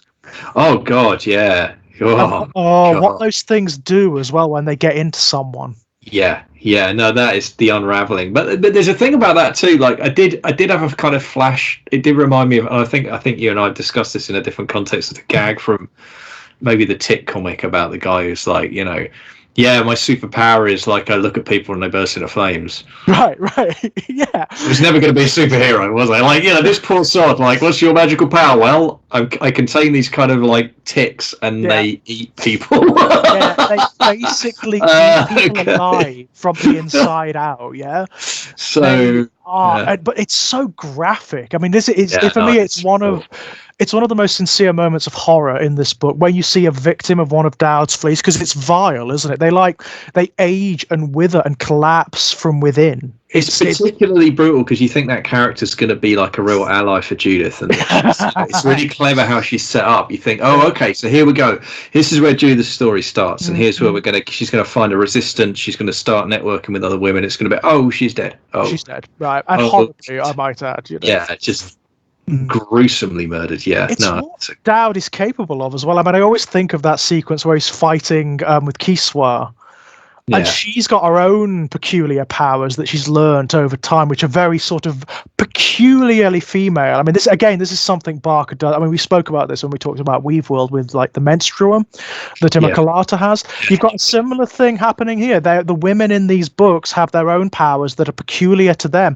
And one of the things Kiswa does is amazing. She has like these, like, almost, again, it goes back to this whole notion of water and water creatures. She has these like jellyfish like tendrils that emerge from her back and kind of like elevate her, and she is really like a power, isn't she? She is like an almost like demigoddess. And scary as hell. And I mean, I think that the sequence where, and also, but there's just like, I don't know, I think the other connection I made with Dowd to Rictus is that thing about the deceiver. Yeah, you know, Dowd is constantly putting on masks, playing a part. By his own admission. What is it he calls himself? I'm just an actor chappie. Just an actor chappie, my love. Yeah, just an actor chappie, my love. And that is so. I mean, ironically, that's the truest thing he ever speaks in the entire book. Because as I think Judith points this out, there's nothing underneath. Yeah. There is no one. He is like this hollowed out thing, and you see that like when he's in the pit underneath the pivot and it's collapsing, and he's taking pieces of it and driving them into his own wounded body to get the power from them. Yeah. Oh wow! I mean, oh bloody hell! I mean, phew. Yeah, he's a scary dude. He's a scary character. Yeah, he really is. I mean, the only character that's scarier than him is Sartori. I mean, some of the stuff Sartori does is pretty. When you see, is it Dowd or is it Sartori who really does for Oscar towards the end? Who like, I mean, there's that horrible sequence where he's drawn entities from the Innova, which are like these horrible shapeless bags of whatever, and they're like burrowed into Godolphin, who is in a right old state, but they're keeping him alive in this state of torture. I mean, Barker, oh my god, this is where you're getting like the books of blood stuff. This is where you're getting the Hellraiser influence, isn't it? Yeah, it's like the pain that he describes in this book is unbelievable. Yeah, I mean, but there's also like earlier they're deployed or Turek, as he is at that point, deploys them as a kind of torture implementation, right? Yeah. There's this parasite that fixes on, but then it's the removal of the parasite that kills. It's just Right. Oh, there's that bit sequence where he's interrogating the guy, and the guy is basically shrieking, "Give it back to me! Give that's it the one. back!" Right? That's the Yeah. one, Ah, and he draw. I mean, I love. I mean, one of the other elements of this book I absolutely love, and this is something Barker does once again. It's this whole notion of magic as a system, right? Where it has. Yeah. It's a mistake to even call it magic. Really, it's more like it is magic, but it's a process. It's something that is earned. It's something that's learned. That has discipline and weight behind it. So there's that wonderful sequence towards the end where he's back on Earth. He's back in the unreconciled Dominion, and he seduces the young girl from the carnival. Oh god, that's fantastic! Yeah, that's because that's when he needs to summon another bunch of critters, right? And they need to be powerful. Yeah. So he needs to actually do something pretty awful, which he does. You know. Yeah. It's for the assault on Gamut Street, right? That's right. Yeah, that's right, and that's just extraordinary. Yeah, that whole sequence. Moment. I mean, this book. We talk about endings a lot when it comes to narrative. We often talk about how Stephen King sometimes has trouble with the endings. All right. But he's not the only one. This is true. This is like, I mean, for some reason, people focus on Stephen King. It's true of the vast majority of speculative fiction, isn't it? It really is. The endings don't tend to be very good of most of these epic stories. They tend to be underplayed somehow, and I don't fucking know how he lands it. Yeah, it's really extraordinary. I don't know how he does it, but he not only lands it. Every character, every story arc, every moment of mythology, every stray little thread, all winds together and becomes part of the final reconciliation. And I'm like, how did you do this? Yeah. It's alchemy. It's magic. It's some weird Mephistophelian deal that he's made. Yeah, I mean, down to the kind of the moment I use to track that is really, for me, is the emblem of that entire thing is the blue stone. Oh yes, of course. Which Judith has picked up very, very early in the narrative. She finds it in a lover's safe. It's one of the items that, unbeknownst to her at that point, has come from another Dominion, but she just knows she's drawn to it. She carries that for the entire narrative, and at one point it gets attacked by Dowd, and it ends up getting much reduced, but there's still a glimmer of it left. It gets swallowed. Yeah. By Sartori, by Sartori, yeah, and then at the very, very end, it ends up being the salvation of the first. It ends up being It's one of the stones used for the reconciliation. Yeah. I mean, fuck! It's like setting up an item like that, like a MacGuffin, which is essentially what it is. You know, setting it up and then having it pay off brilliantly. And he does the thing that you should always do with that, which is he delivers an early payoff that makes you think, oh, that's what it was for. Because Judith uses it. Yeah, exactly. Well, Judith uses it to discover Celestine, right? She has the vision of Celestine in her prison, doesn't she? Beneath the tower of the Tabula Rasa. That's right. So you kind of assume, okay, that's what that was for, kind of thing. Yeah, it's a double bluff, isn't it? It's kind of a double bluff. Yeah, and then you understand why it has important symbolic power to Judith, and therefore why she continues to seek it out and carry it and all that, and that's fine. Right. But you don't really think, it doesn't really occur. Oh, right, that's it. That's going to be. And when she returns it, when she returns it to Gentle in the temple, you're just like, what? Right. This is It's not like it's it's not the One Ring, is it? It's not. Do you know what I mean? Yeah. It's underplayed brilliantly. It really is. Because it does turn out being like the pivot of all salvation in this book. Yeah. That's how they reclaim the first, and that's how. I mean, effectively as well. If you think about it, the cleansing and the reclamation of the first, that is actually the final act of reconciliation. Yeah, absolutely. It's really finished. Well, one of the 5 dominions is actually just a pile of rotting flesh. Like that's not. Right. I mean, what Stop would this, guys. right? What would I mean? We know, of course, what Apexamendios would have done if Gentle had succeeded without Judith's input. He would have. What is he says? I will cleanse the Yeah. Imajica. So Yeah, he would have reduced it to a wasteland, right? yeah, absolutely, yeah. The fire would have travelled from the first Dominion across every other and just wiped out everything. Yeah, no more flood the fire this time. It would The have just fire this time. yeah, that's right. Wow. And it takes, again, that sequence at the end when Gentle goes back and he finds like a whole dominion of rot and decay. That's all that's left of patriarchy. That's all that's left of the god of gods. Well, it's a pile of rotting flesh. Isn't that always what patriarchy ultimately leaves behind? It's Barker saying this is what it comes to, right? Yeah. This is what it comes to. I mean, I made this, I kind of made this joke a while ago. There was a fascinating headline I remember reading I think it's, a couple of years ago now, about how, the Conservative Party of the United Kingdom now receives more money from dead people than it does from living people. Right. So it's what Christopher Hitchens called a thanatocracy, yeah? Yeah, it's a literal zombie party, Yeah, literally a zombie party. How... that's not a metaphor, that's the thing that's happening. That's an absolute thing, protecting the interests of dead people. I mean, In fact, funnily enough, that's again one of Barker's many comments about the arena of politics. He calls it the arena of dead people. Yeah. And he's absolutely right. Yeah, no, it's pretty astonishing. So I think that's kind of, I think about that, and I just, for me, the symbolism of the first is like, and it's great because it's like, I think when you get to that point of the book, certainly when I got to that point of the book, especially the first time, I was like, I don't really know how you resolve that. I don't know. Yeah, what do you do about it, right? How do you fix that? Well, do you? I mean, there was part of me that thought maybe it just rots. Maybe that's the thing. Maybe that is as a marker, right, of what was. Maybe you just leave it there.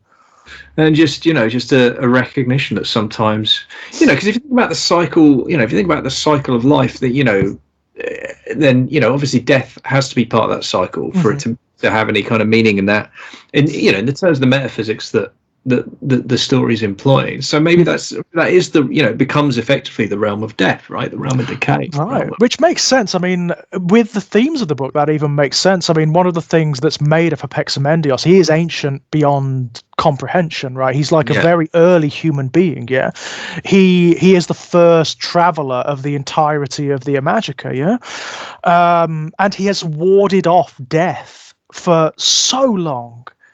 So long that he's effectively gone mad. That's the price of immortality in this like highly conservative state that he's set up for himself. That's the price. You lose everything. You lose your mind, you lose your body, you become an abomination, right?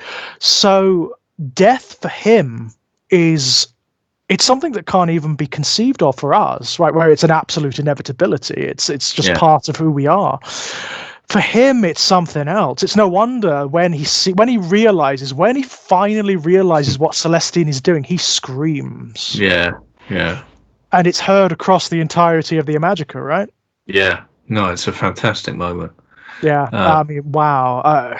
Jesus Christ. But do you remember when you first read this book? Do you remember like what it felt like? Yeah, vividly, because it's one of and that's one of the things that was interesting, because I didn't consciously remember much of it, but I'd retained a lot more than I realized. I had that wonderful doubling experience as I read it this time of reading it the first time. And I read this. I think Weavewell came first, and then I think I read Great and Secret Show, and then I think I read this, and I will have read them fairly close to back because I just hit a jag, I just hit a kind of my dad had them all on the shelf, and it was like, well, right. After Weavewell, I was just like, okay, I just want to read stuff like this for the rest of my life. I mean, it's just, it's incredible. And I remember at the time thinking Imajica was my favorite of the three. Yeah. It felt, simply because it felt to me to be the most accomplished, It contained elements from the other two in various ways. There were clearly, thematic concerns that run really through all three to a greater or lesser extent. Oh yeah, very much so. but it also felt that Imajica had very much its own thing going on, you know, and it. I mean, to steal the metaphor from the first book, it wove them all together. You know, it created this real.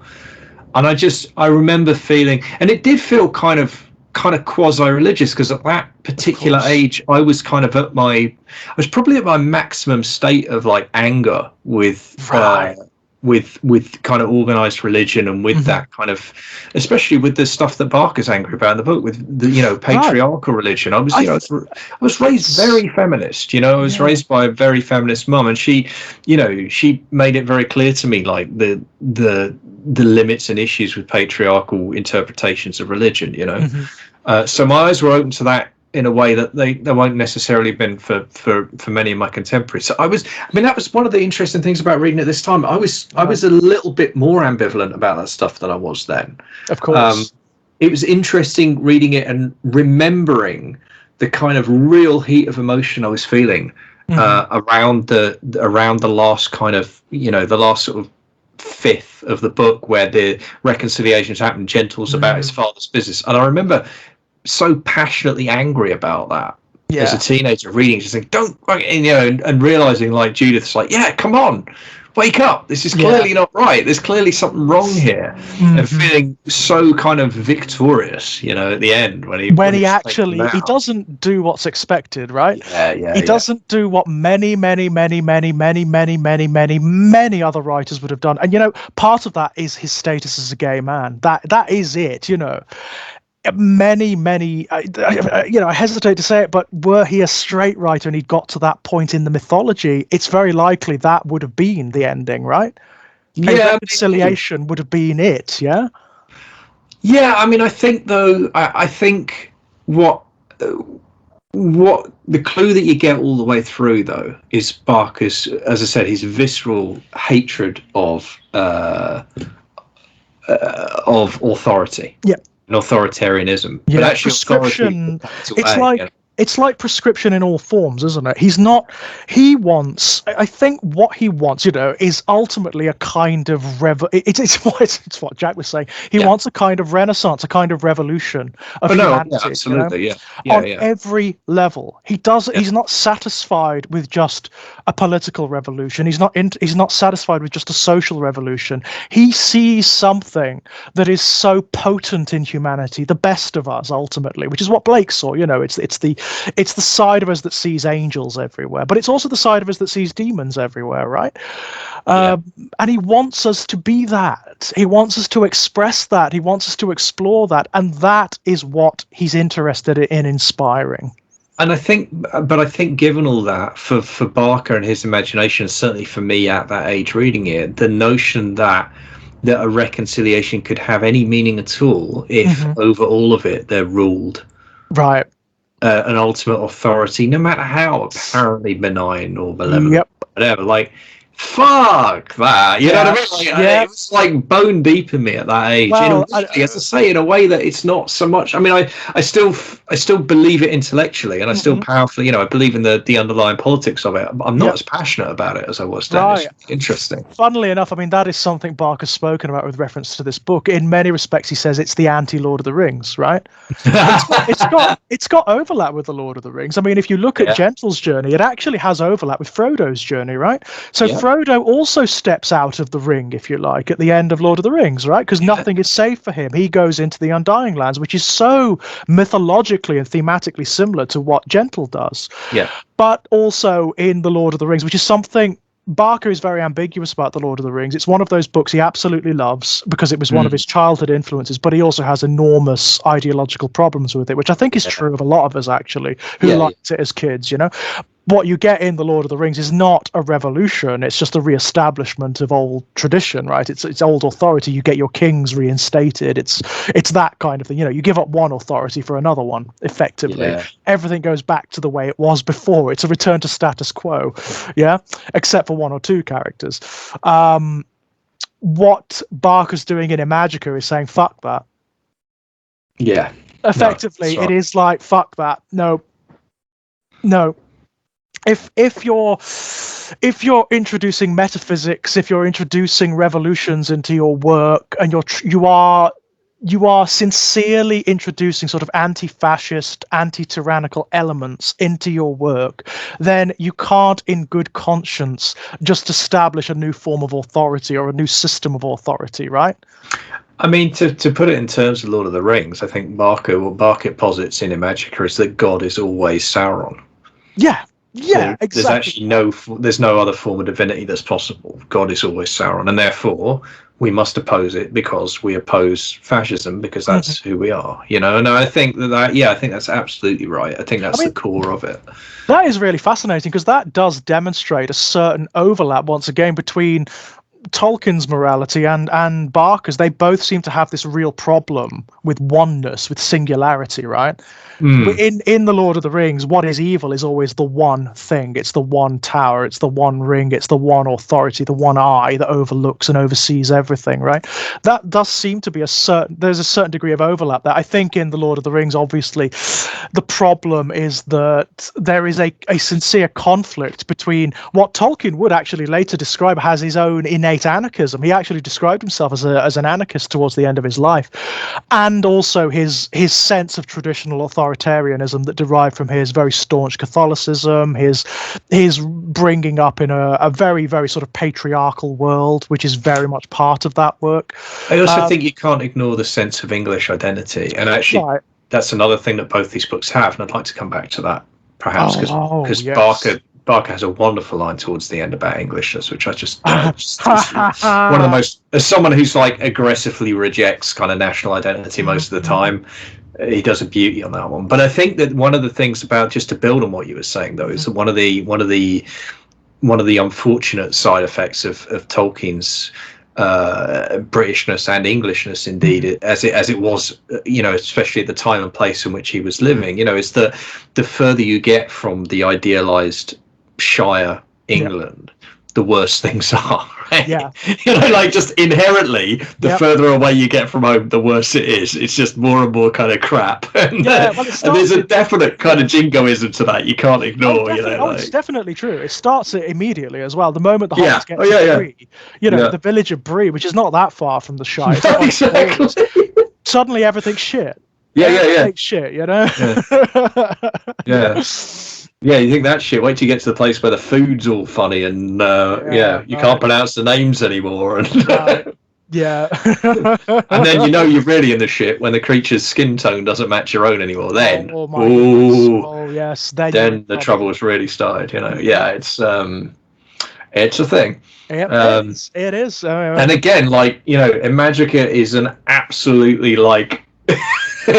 Like a violent rejection of that, you know, God, I mean, like what I mean, when you start wandering the bloody Imajica itself, like the Dominions, you see all the different bloody species that exist there. It's like, and what I love about it, like Gentle's pilgrimage across the Imajica is a wonderful thing, isn't it? Absolutely. You know, there are horrors involved. That is absolutely true. Mostly authored by the Maestro Sartori and his followers. It's a beautiful thing. It is this wonderful exploration, which is where it overlaps very, very keenly with Weave World, actually. It's very much akin to those moments when Cal and Susanna explore the Weave World, right, and are enchanted by it. Only on a much wider scale. I think Pyopa and Gentle are traveling across the Imajica for a year, aren't they? Yeah, but you've absolutely zoomed in. That's exactly the difference. With Frodo and Sam, the further they get from home, the more miserable they become, the more alienated they feel, the more dangerous the terrain becomes. The tone of that pilgrimage of Pyopa and Gentle is celebratory. Yeah, it absolutely is. The darkness does not come from the journey. It does not come from the people they meet. The darkness comes exclusively from the forces of control and reaction and authoritarianism that are impinging on this incredible mess of cultures and this incredible riot of people and of customs and of you know. And all that stuff, and like it is absolutely celebratory of the enormous variety that there is in the Imajica. Isn't it very telling that like all of those negative elements, all of the elements that are wrong and negative in the other dominions of the Imajica, ultimately come from like the fifth. They come from humanity, because Apexamendios was originally human and from the fifth. Yeah. You know, I was going to say they come from the fifth because they come from the first. I mean, yeah, right. There's something, I mean, almost misanthropic, slightly misanthropic in that, but sort of believably and understandably so, right? Well, the thing that makes me really laugh about that, and I don't know enough about how widely read Barker, as we've discussed his kind of visceral dislike of politics in general. I don't know if Barker's ever read Marx. I have no idea if he's got. Oh yes, he has. Yeah. Because the fact that the doorway to the fourth leads into almost a textbook petty bourgeois businessman. Right. Who spends the entire time going, oh yeah, it's not great. This guy is kind of unpleasant. It's not obviously, no one likes being ruled by a tyrant, but the trains run on time. Yes. And it's I get to sell my stuff and everything's going. It's like, the effortless way with which Barker describes the psychology of people living under oppressive regimes, right? Great. It's so correct, even in this alien fantastical other dominion. It's so correct and so apposite. You're like, and effortless with it, right? Oh yeah. Yeah, no, he doesn't draw attention to it. It's just there. It's just part of the thing. And the other thing I love about it is it's the economy of the storytelling. It makes perfect sense. If you've got a gateway to the fifth in your basement, right? Yeah, you're gonna be a businessman because you're going to be trading in smuggled goods. Because of course you are. Right. I mean, you're trading in alien goods, right? I mean, there's going to be a market, isn't there? Yeah. It's the ultimate smuggling operation, and I love the fact. I mean, that is definitely a very conscious Marxist condemnation of capitalism from Barker, definitely, because this is something that comes up in so many of his other works as well. So many of his other works. I mean, it felt like it was to me in a way I absolutely wouldn't have realised. It's Shadwell. It's Shadwell, right? It is Shadwell's the ultimate evil. Yeah. It's the same commentary that you get embodied in Shadwell. The notion that, like in Oscar Godolphin, you've got someone who has access to fucking miracles, to other worlds, and what does he do with it? He starts a fucking business with it. Buys for $1 and sells for $2. Yeah, that's right. It's like, wow, the impoverished nature of that man. And it's like, and you just know based on how the story's going that the next time they come there, his house is just going to be burned to the ground. Right? You just know there's no way this business is surviving what's about to happen. And the characters are not going to survive either. They are going to come to bad ends because that's what happens in Barker. When you commit this particular sin. Yeah, that's the one, isn't it? That's the crime. Yeah. Because there's a lot of people, even the heroic characters do a lot of fairly shady shit in this story. There's some bad stuff in this story. I mean, even Judith, Oh, Judith, absolutely. Yeah. I mean, even she. I mean, Gentle is a very complicated character. Judith has a complexity. Pyopa's not. Weirdly, I mean, Pyopa is innocent in some ways, but Pyopa is also an assassin. Right. So Pyopa's a weird one because Pyopa is operating outside of their own imperatives, right? Yeah. So it is not operating according to its own desires or whims. It's doing what it has to do, but at the same time, it is doing it. It is killing people, right? Yeah, so, absolutely.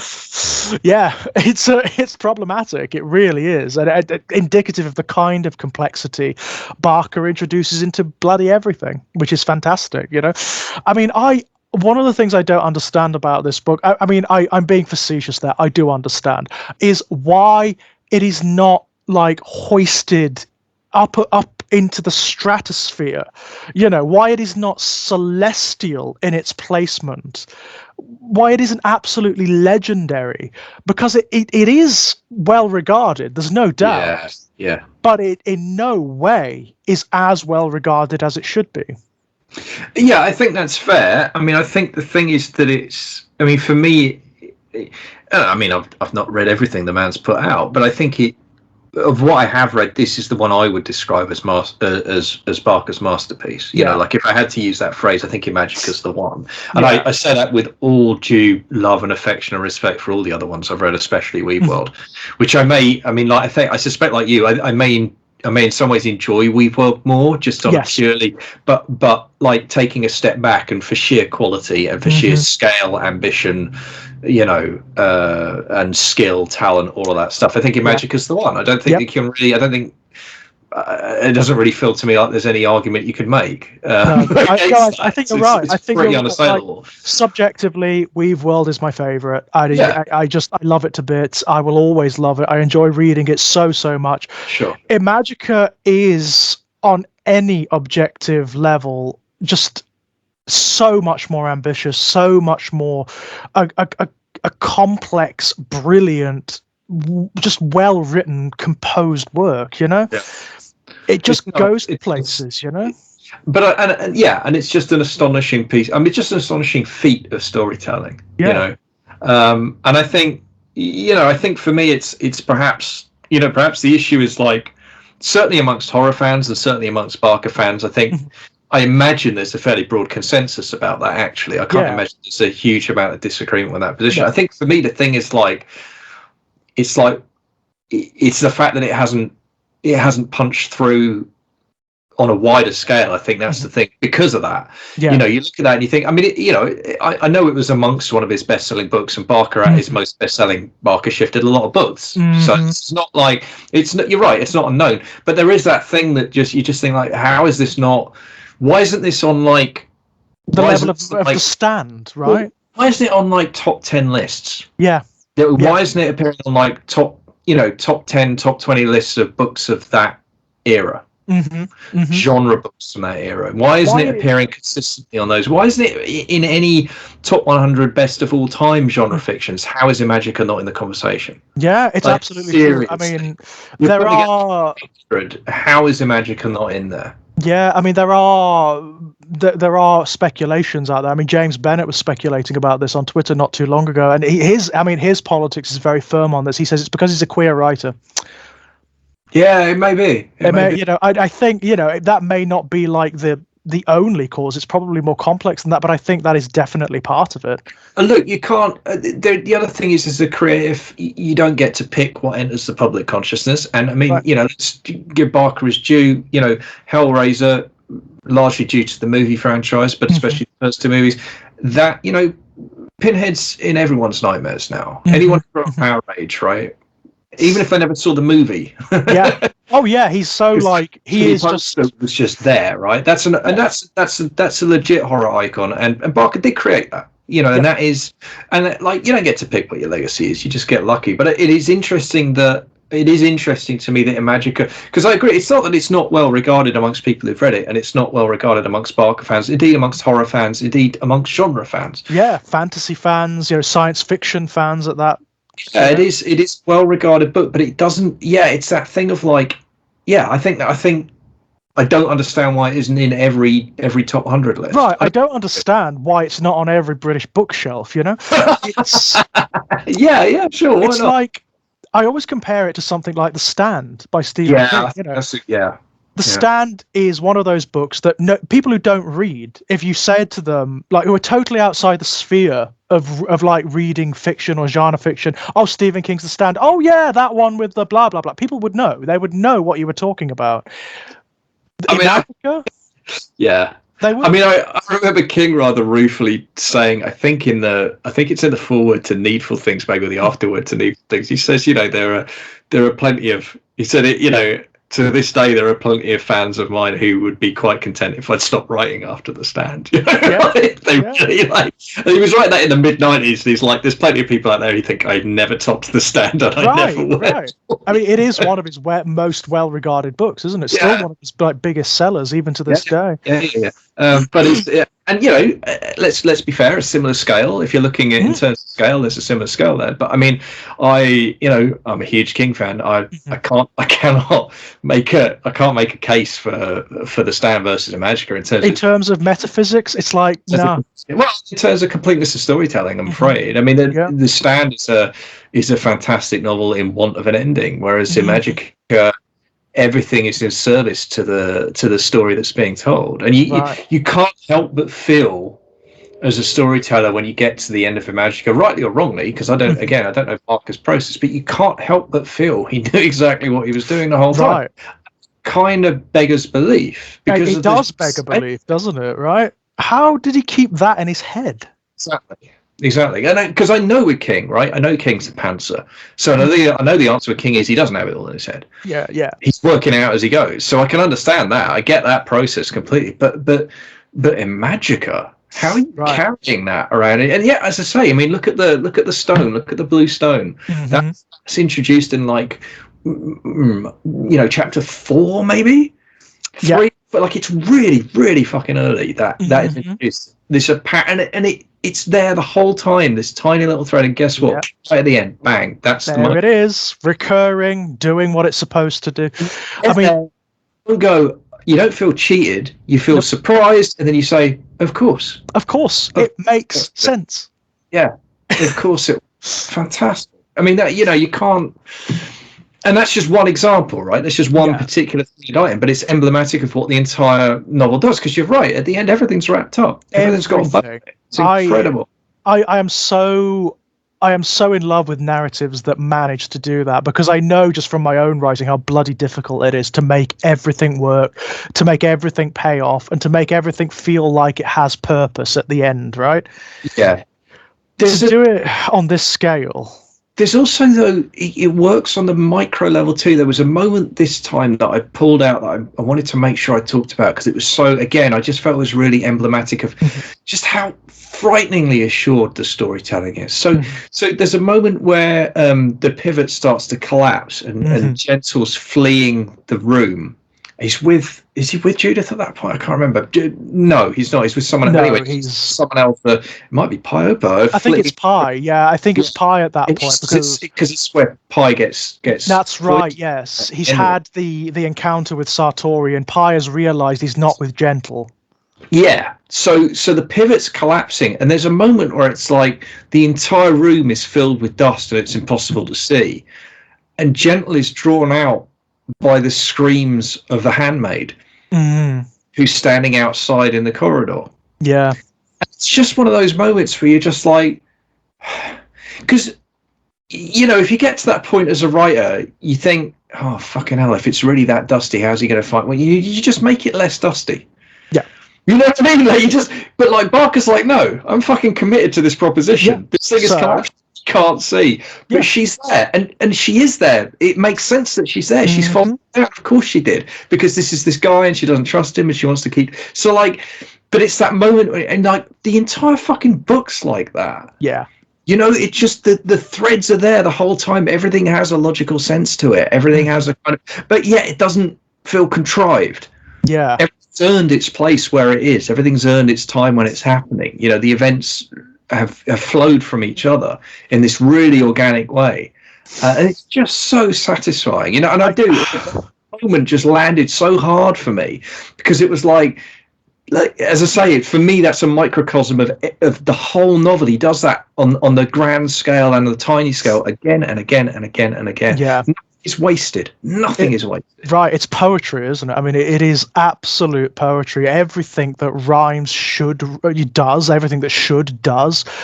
Everything works. Every character, every line. It's a rare beastie, this one. I find it difficult to express, just how good it actually is.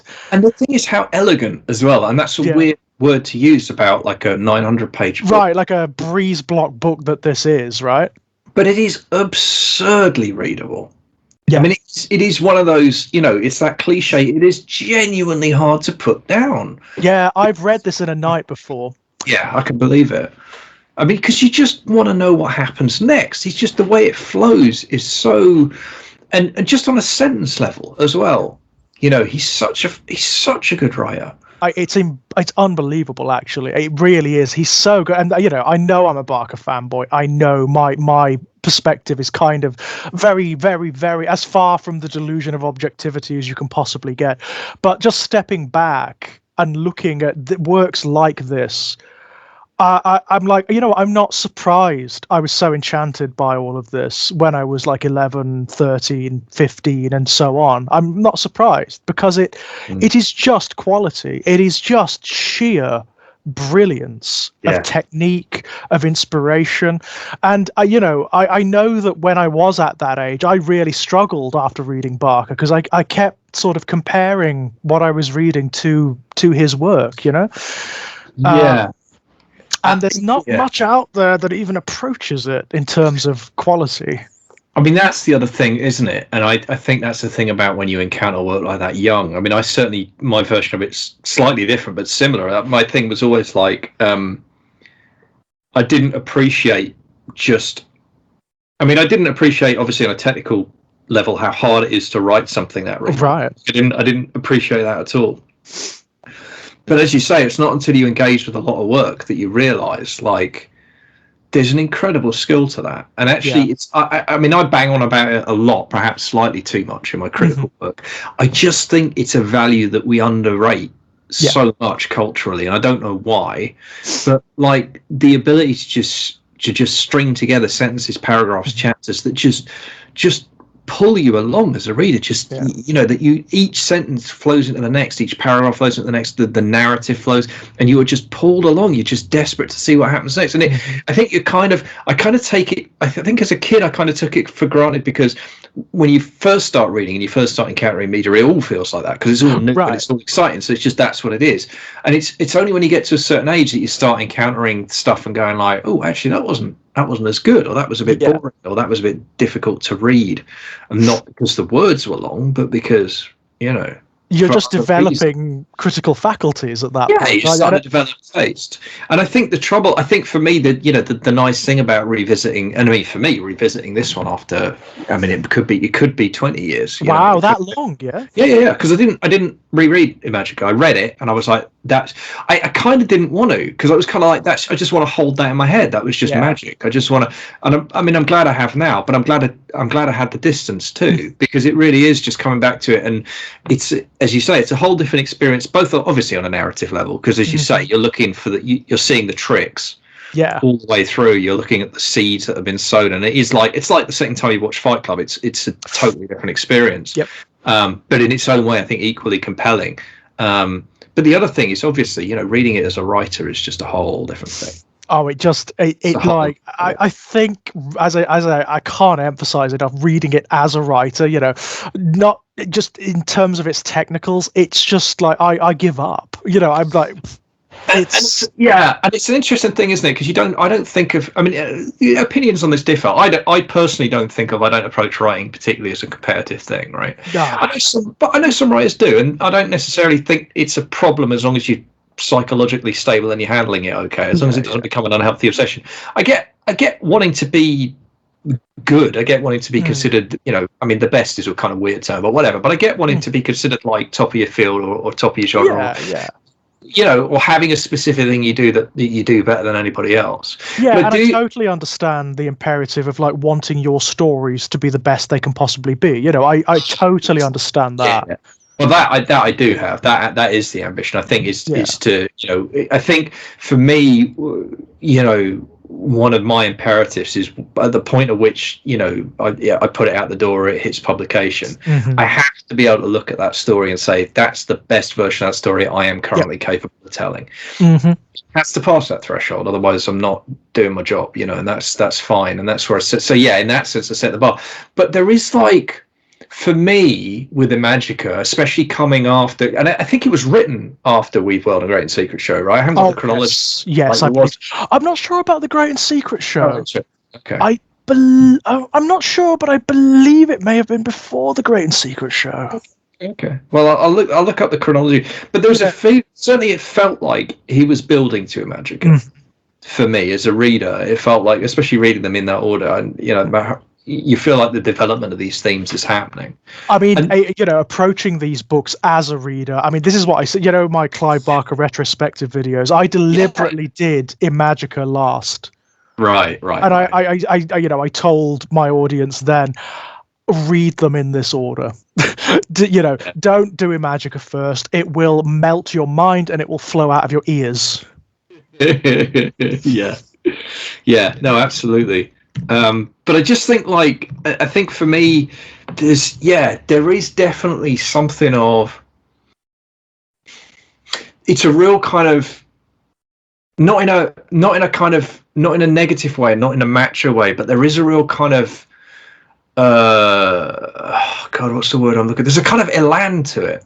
Yeah. Do you know what I mean? There's a real kind of, I mean, it comes from a place of confidence. Yeah. You know, a place of real, like, I know what I'm fucking doing, man. I have worked, and now check the fuck out what I can do. There is something, like, he is the maestro, right? Yeah. Yeah. Like, he is that creative force. And fascinatingly, it starts with Gentle as a forger. It starts with someone who imitates other people's art, and that's the extent of his artistic talent. Yeah. And by the end of it, he's remaking the world. And what's his last artistic art is to draw a map. It's to draw a map, yeah. After he's like forged human beings, you know, this is like, wow. But understanding that drawing a map is the ultimate act of creativity, because actually you are creating a representation of what is. It's not, you know, the map is not the territory. Right. But it's a sincere act of creativity. Yeah. And of course, you know, you think, like, he started as a forger and he ends up as a map writer, and, you know, there's similarities between those two sets of skills, those two ambitions.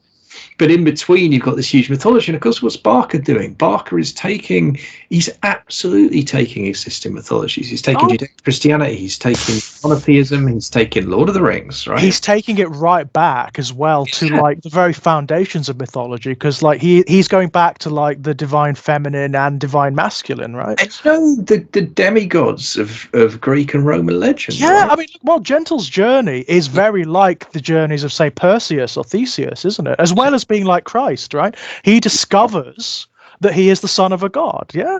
Yeah. Encountering mythical entities and magic women and goddesses and nymphs and dryads along the way. Yeah, well, yeah, quite. So, I mean, like, so there is a sense in which Gentle's journey in the book mirrors Barker's journey as a creative through the book. Yeah. You know, those early anxieties. Am I just copying everybody else? Am I just repeating everybody else? Do I have something new to say? And then it's like, yes, I fucking do. Yeah, it echoes the core anxieties of the book, which are about identity, ultimately. You know, who am I? Who are these characters? Because every single character in this ultimately ends up finding they're someone different from who they assumed they were, or the identities that are prescribed for them. Yeah, no, absolutely. And I mean, that's, one of the, you said earlier, like, one of the key elements of Imajica is exactly that. It's about identity. But it's also about identity as self-discovery and self-identity. And there's a thing about shedding of skin, but there's also a thing about the further you travel, the closer you get to yourself. Weirdly. Yeah, right. You know. The more you, and you know, that does refer back to the entire themes of the book. I mean, patriarchy ultimately is the ideology of the home, isn't it? It's the ideology of both the nation and the domestic home, right? Yeah. And only by getting out from under that, from sort of under the parental influence, I suppose, you become more of who you sincerely are. You learn more of who you sincerely are. And also by rubbing up against other cultures, explicitly, right? By traveling out into the world and discovering, out of the world in this instance. Yeah, absolutely, and discovering, like, putting yourselves in positions outside of your realm of experience and asking questions and being open. And piecing it together, but weirdly, at the same time that you're doing that outward journey, there's also a mirroring kind of inner journey where you're discovering more of who you are, as you say, because you're sloughing off the weight of expectation, the weight of societal norms telling you how to be, and of all of that stuff. That space is giving you room to then discover, actually, who the fuck am I? And what does that mean? Like, what is that phenomena and that process? That's really what Barker is getting at here. I mean, it will find even more like focused expression later on when he writes Sacrament. That takes that element of this book and then, like, puts it aside and puts it under a very, very fine microscope, under a sort of like a laser pointed microscope, and really goes to town on what identity even means. But it's definitely here too. Yeah, and it's woven in with larger concerns about, about religion, about about society and societal structures, about power and about the nature of power. You have got to fucking read Sacrament. I'm just saying that now. I'm realizing that in your current political frame of mind, you're like you have so, because it's not just about identity, it's about the ecosystem as well. There is like an environmental thing going on in Sacrament. Yeah. I'm just saying now, you've got to read it, and we've got to talk about it. I mean, I'm going to rope him into reading it, and we're going to do that as a video. I think we've got to do it. Yeah. I mean, one of the things I do desperately want to do as well. We are going to have to maybe do like a follow-up to this discussion when Jack's finished. I'd love to do that if Jack's up for it and available. I think that would be really good. Because just the thought of talking to someone who never read it before and has just finished reading it for the first time.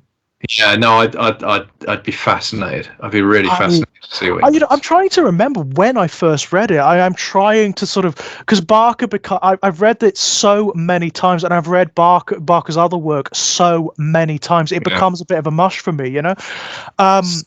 But on that, so like, is it like an annual read for you? Is there a certain time of year you think I'm going to? Yeah, it's a summer book. This one. Okay. Yeah, this is a summer book. This one. It's the equinox, right?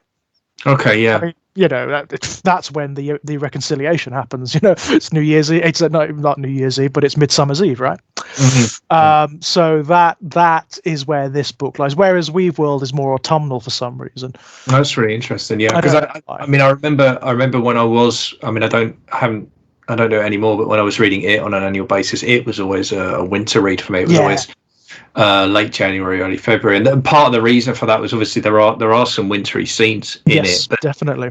But a big part of the reason I'd read it then is because of its evocation of summer. You know, it evokes the summer of '58, and you know, it was always a really nice thing to be like in, you know, bleak, freezing cold, dark North Devon in of course late January, early February, and reading about the barons and the, you know, the endless school summer holidays, and just it was a really it was a real bit of escapism for me. I mean, that's another thing about this book. It's the evocation of real things, isn't it? In contrast to the more fantastical elements, which is something we spoke about in Weave World. It's something Barker does so bloody well. But like when in the early part of the book, when it is set in, like, it's the middle of London in 1991, it is dark, it's gritty, it's very, very urban.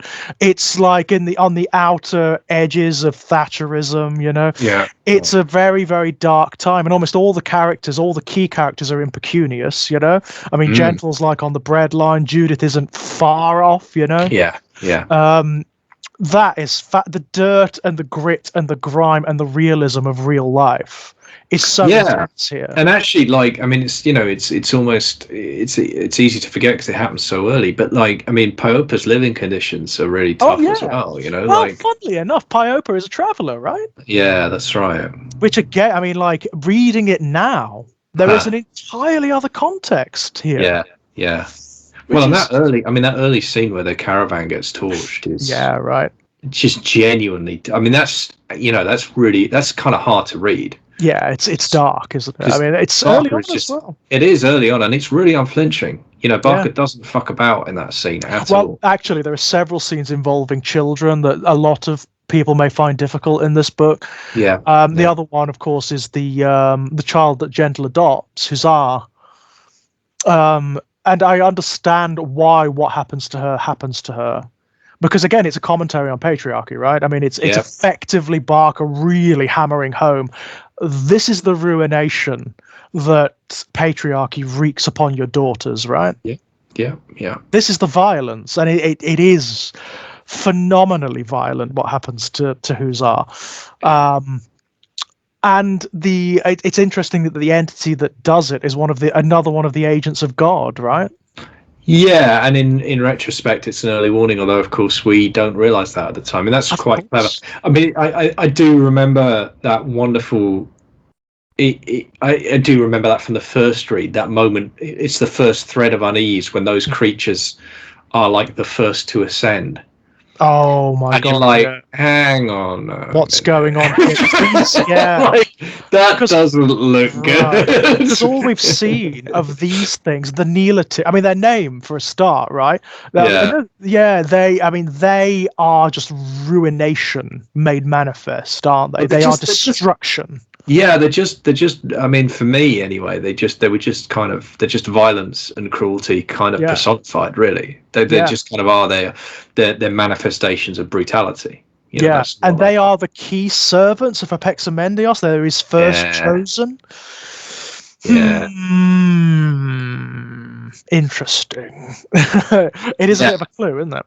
It is a clue, and yeah, I think it's done cleverly enough that in the moment you kind of it's passed over lightly enough. And to be fair, at the time you're also dealing with the passing of Pyopus, so of course, yeah, it's all. It's a bit of a. I mean, Barker does pull a little bit of a fast one there because it's like your attention is definitely not on that particular card because you're looking over, you're just dealing with gentlest kind of emotional devastation. Yeah. Actually, I mean, like the depth of description of what it's called the Eruditorium, isn't it? The magic that Sartori uses on Pyopa when he reaches up to his eye, and it's like he grasps an abstraction of his eye, and lets it fly. But after that, after it's hit, the actual effects that it's having on Pyopa, where it's like withering. It's withering Pyopa's not just its body, but its soul. Yeah. It's incredible stuff. Incredible stuff. No, it's really I love all of that. And I like the confrontations with the Christian priest character who later Athanasius. I love all that. I think Athanasius is great. I mean, again, based on an actual sort of Christian philosopher, Athanasius. You know, he's an actual guy. This is Barker, like. It's Barker being well read, effectively. Yeah. I mean, there's references to stuff all the way through this book, to like very obscure Christian, Gnostic, Kabbalistic stuff, occult symbolism, all the way through. I mean, he is basically just reaching for every mythology, every story, every narrative he can think of and drawing it in. Yeah, but I think what I particularly like about that character and the interactions is that there's real antagonism there, and they never really become friends. You know, they reach a level of mutual respect, and they get the job done, right? Mm-hmm. But I love that. I love that kind of. There's still a feeling of tension between them right through, and that rings very true to me. I thought, it made me think of earlier conversations you and I have had about that thing of like, we've got more in common. We obviously have far more in common with people of faith who share our political views than we do with atheists that don't, right? I mean, that's absolutely true. And what I liked about it was how for me it represented that really strongly. It's like you really can be friends with. You have profound philosophical differences with, profound spiritual differences with. It is possible to be friends, providing you have a certain set of shared values and shared principles and shared purpose. That's it. And the purpose is the key part. And again, what is the purpose ultimately? It is, in this case, it's the reconciliation. It's the bring. Right. If that's your ultimate aim, then we can disagree about what it means and what the best way to get there is. And what the language of it is, because like Athanasius's language is very Christian, isn't it? In a very strange way, because he actually believes he is Christ, doesn't he? Mm. Athanasius, he believes he is like the reincarnated Christ. Yeah. Whether he still believes that by the end, I think is in some doubt, but he certainly believes it throughout like the vast majority of the book, because he's causing trouble for Sartori in that regard, isn't he? Doesn't he? But he also doesn't he experience stigmata at one point as well? Yeah, he actually does have he bleeds, and he has he manifests miracles and like very classic sort of like Christian mysteries. He actually manifests them, which is interesting. He's a really interesting character, and again, I think for me, what I like about that is it feels to me like the in the personification of that character. I think that's where Barker is paying due respect to the aspect of Christianity that he does have a certain amount of time for and a certain amount of respect for. It's very telling, I think, in a story. I mean, a story that is fundamentally says, kill God. This is actually let's not mince words. The message of Imajica is God is actually the devil and we have to kill him. Yep. And it is him, and that's why we have to kill him, because he's an soul, it's patriarchy, and that's just bad. it is interesting that he has this character in there as well who represents a very particular strain of Christianity, but very very uncompromising version of Christianity in some ways. Like this guy is not mincing words, and he doesn't like Gentle particularly At all. No. But again, they work together because they have that sense of shared purpose. They understand that what they're trying to achieve is more important than the disagreements they have. Yeah, it softens towards the end a little bit because they have that shared purpose, and that Gentle has realized himself a little bit more by that point. So, I mean, part of the problem between Athanasius and Gentle is that Athanasius doesn't get what's wrong with Gentle. Yeah. He's like, I think one of the things Athanasius says to him when they meet, like on Gentle's journey, is like, "What are you doing? Why are you fucking about with me? Yeah. I've waited so long for you to come back, and this is how you treat me." Yeah. And I think it's Pi, isn't it, who has to sort of like talk him down and sort of go and say, "Look, you don't understand. He actually doesn't remember. Yeah. He doesn't know who you are. So back off a bit, yeah?" Yeah, no, that's right. And Pi the Peacemaker all the way through, right? Absolutely, yeah. All the way through. I don't know why. One of the scenes that always sticks in my mind is when they're waiting on the train track. Yeah, in the train station. Don't know why. Where Gentle's eating cake and Pi's eating fish, I believe. But isn't that the scene where Gentle first tries to get Pi to really tell him what's going on, and then he thinks he's being attacked. He thinks Pi's making him ill. Yeah, he thinks that Pi is doing some magic to make him feel ill because there's some secret that Pi is keeping from him, and it's actually, of course, it's self-inflicted, right? It's actually his magic that's doing that. And of course, the agony of that moment for Pi that we don't appreciate until much later is that Pi is as bound to attempt to tell Gentle because Gentle is commanding it to do it, right. as Pi was to work the magic in the first place. What a shit position. Yeah. So Pi is a narrative. Pi is just fucked. Pi is completely screwed at that point. Pi can't do anything because they are being given contradictory commands, right? Yeah. They're caught. It's like, what do I do? Yeah.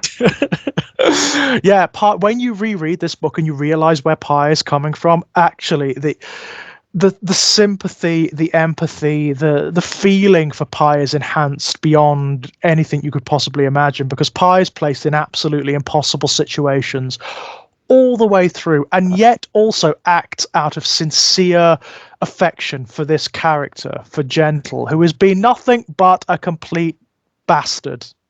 I mean, there actually kind of is an argument to be made that Pi is the true messianic figure of the text. Mm-hmm.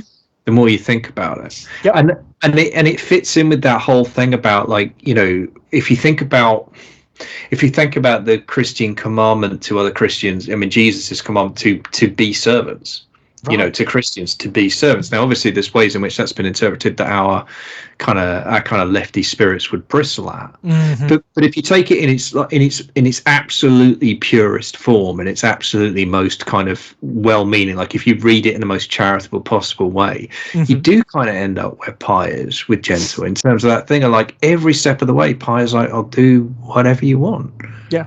Whatever you say you desire, that's what you get. I mean, literally, right, in terms of personification, but also, in terms of just the sheer fucking length of time it takes Gentle to realize what that means. Yeah, and then God. You measure into that the amount of time Pi has been away from Gentle as well. Yeah. It's the degree, the depth of love there is nothing but like divine love. It's something that almost transcends the very notion. Yeah. But I also think that for me, it's like, and then you think, if you think about Pi's ultimate, sacrifice, effectively self-sacrifice, and the way, the fact that Pi is killed by the mirror darkly version of Gentle, right? The version of Gentle that ultimately, that almost created Pi, that dragged Pi from the Innovo, Yeah, and I think as well, like, like the self-loathing of that guy is fascinating to me. Oh, Sartori is a Yeah, really great yeah, villain. Like, he's a great antagonist because he is gentle. Barker's really, he's very deft in this. Sartori is gentle in almost every way. He's yeah, just the twisted version. yeah, He's got all of Gentle's mannerisms. He even speaks like Gentle. The dialogue is like Gentle's. yeah, But there is in him this incredible nihilism. I yeah. mean, he's one of those villains who is like, just doesn't care, has seen everything, has done everything, and just doesn't give a shit anymore. Yeah, but I think also, like, I mean, it's just fascinating for me how kind of self-aware Yeah. Sartori is. That's the thing that makes him so interesting, because often with characters like that, there's a kind of blindness to their narcissism. In Sartori's sense, you don't get that. I mean, No, he well, is narcissistic, but it's not. yeah, but he's it's the one not who that says kind- it, isn't he? Yeah, He's the one who exactly. actually says to Gentle, I was born from you at your very worst. Yeah, It's no wonder that I became what I became. There's a Frankenstein. I mean, it is Frankenstein's monster. Ultimately, yeah, it's the same. It's the same level of conversation. It's like, you are responsible for everything that I am. Take some fucking responsibility. All right. yeah. Or I'll make you. Yeah. And the ultimate, I mean, and the ultimate expression of that sense of grief and that sense of isolation, of course, is the ultimate act of destruction, that he wants to take Judith with him, right? Yeah. Right. That's what love is to him at that point. Yeah. It's like we are one of a kind. We are not just lovers, we're brother and sister, which they very much are. They're very much siblings, born from the same magic in the same spot under the same circumstances. And he sees no place for them. Yeah. So the logic of that kind of nihilism is therefore to express our love, we must die together. And if you don't understand that, then that's because you don't understand, and that's okay, because I've got enough killing for both of us. You know what I mean? And it's just like, holy shit, man. Because again, that's like, look, that's one of the places, that's one of the ways patriarchy poisons us, right? Poisons men particularly, right? And this is why every year, however many it is, hundreds of men end up killing themselves, but they, and then some of them end up killing their wife and kids first, right? Absolutely, yeah. I mean, it's one of those phenomena that would and should be described as an epidemic. Yeah, it should, and it should be one of those things where it should be, every time it happens, it should be utterly shocking. It should force us to re-examine everything about how we arrange things, because how can that possibly be a thing where people are driven to that state of mind on a fairly regular basis? Yeah, well, I live in one of the small Midlands towns that is like at the epicenter of that. Right. Suicide rate around here is ridiculous. It is absolutely absurd, and it's almost always men. Yeah, and I reject, as I always do, I reject the kind of reactionary conservative position that just says, oh, it's something innate in men that makes them suicidal or whatever. Because, like, not at all. Show you're working. You know what I mean? Like, that's the kind of stick that they always use against us, because, of course, like LGBTQ people have much higher rates of mental health issues than the vast majority of the general population, and they will always, what they love to do is twist it around and say, oh, well, that's not us, that's not because of the sheer misery we love to inflict upon people, it's something innate, it's because it's a disease, right? Yeah, right, and that goes like times 10 for trans, right? I mean, we see that times again and again and again. Absolutely, times a million. Yeah, it's and the history of how society has treated gayness. I mean, we know that it was considered as a psychiatric disorder, right? To be gay was considered to be a psychiatric disorder for decades, and historically, I wasn't born that long out of that, before it was considered, not that far away. It's shocking and scary, actually. Yeah, and how close I was to being born to the point where it was still illegal and it was still considered like a mental health disorder. Yeah, and the same is true of transness today. And it's there are vast swathes of popular opinion that would still, I'm sure, if asked, say, there's I mean, that's the phrase, isn't it? There's something wrong with them. Yeah, right. You know, that's the instinct. I That's the always love the instinct people who belief. use that as well. I mean, what my tactic is usually to turn the mirror back, you know. So Yeah. let's examine you then, Yeah. shall we? It's like there's something wrong with one of us, mate. I'm not convinced it's me. Convinced it's me. Yeah.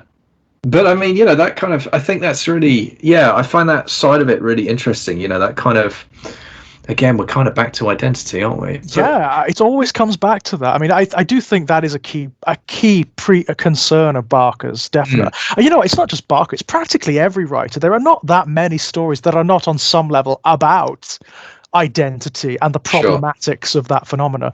But I think what I like about Sartori is about how he kind of knows he's the personification of that brand of toxic masculinity, and yet he has absolutely no control over it. And right. I mean, I think that's what prevents him from just being a hateful son of a bitch, right? It means that he doesn't have entire control or responsibility for what he's doing. He really doesn't. I mean, he is the manifestation of gentle sins coming back to bite him, right? Yeah.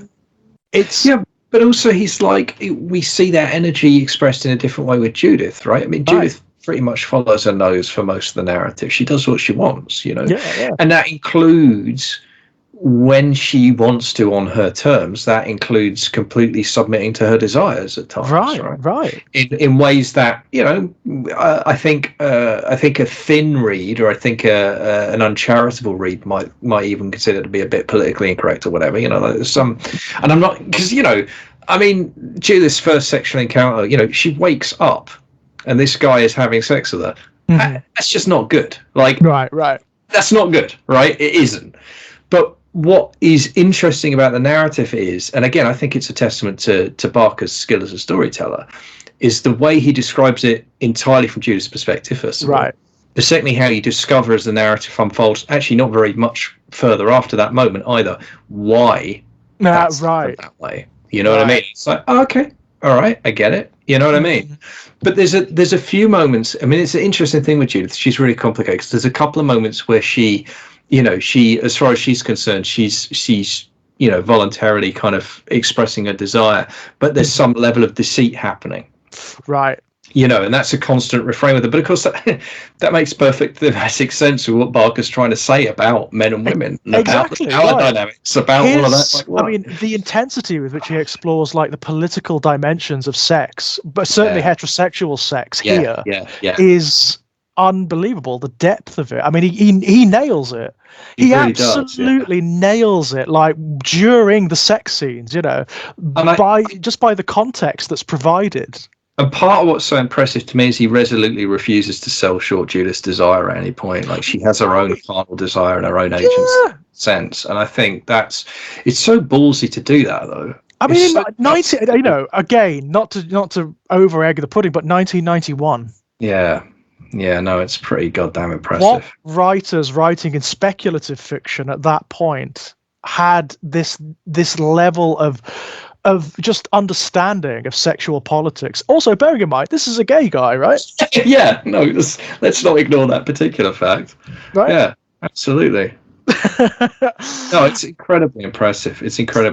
And I love, like I say, I love that mirroring between Judith and Sartori, because again, what that says is like, well, what's the difference between the two? Well, the difference again is toxic masculinity and how it twists those traits and how it takes that and says you can feel this way, but only if you express it this way, you know. Whereas Judith, you know, although she's constrained in other ways, although she's abused in other ways, she's not dealing with that particular constraint, at least. Right. I mean, the key difference between Judith and Sartori being like essentially twins, like siblings of the same process, she deals with her trauma in an incredibly pragmatic way. Yeah. And she's sort of like, you know what, fuck it. It is not going to be who I am. Yeah. It is not going to define me and direct everything I do. I'm going to be who I want. Yeah. She almost takes it in like a liberatory way. Yeah, it's like she doesn't care where she comes from. Yeah.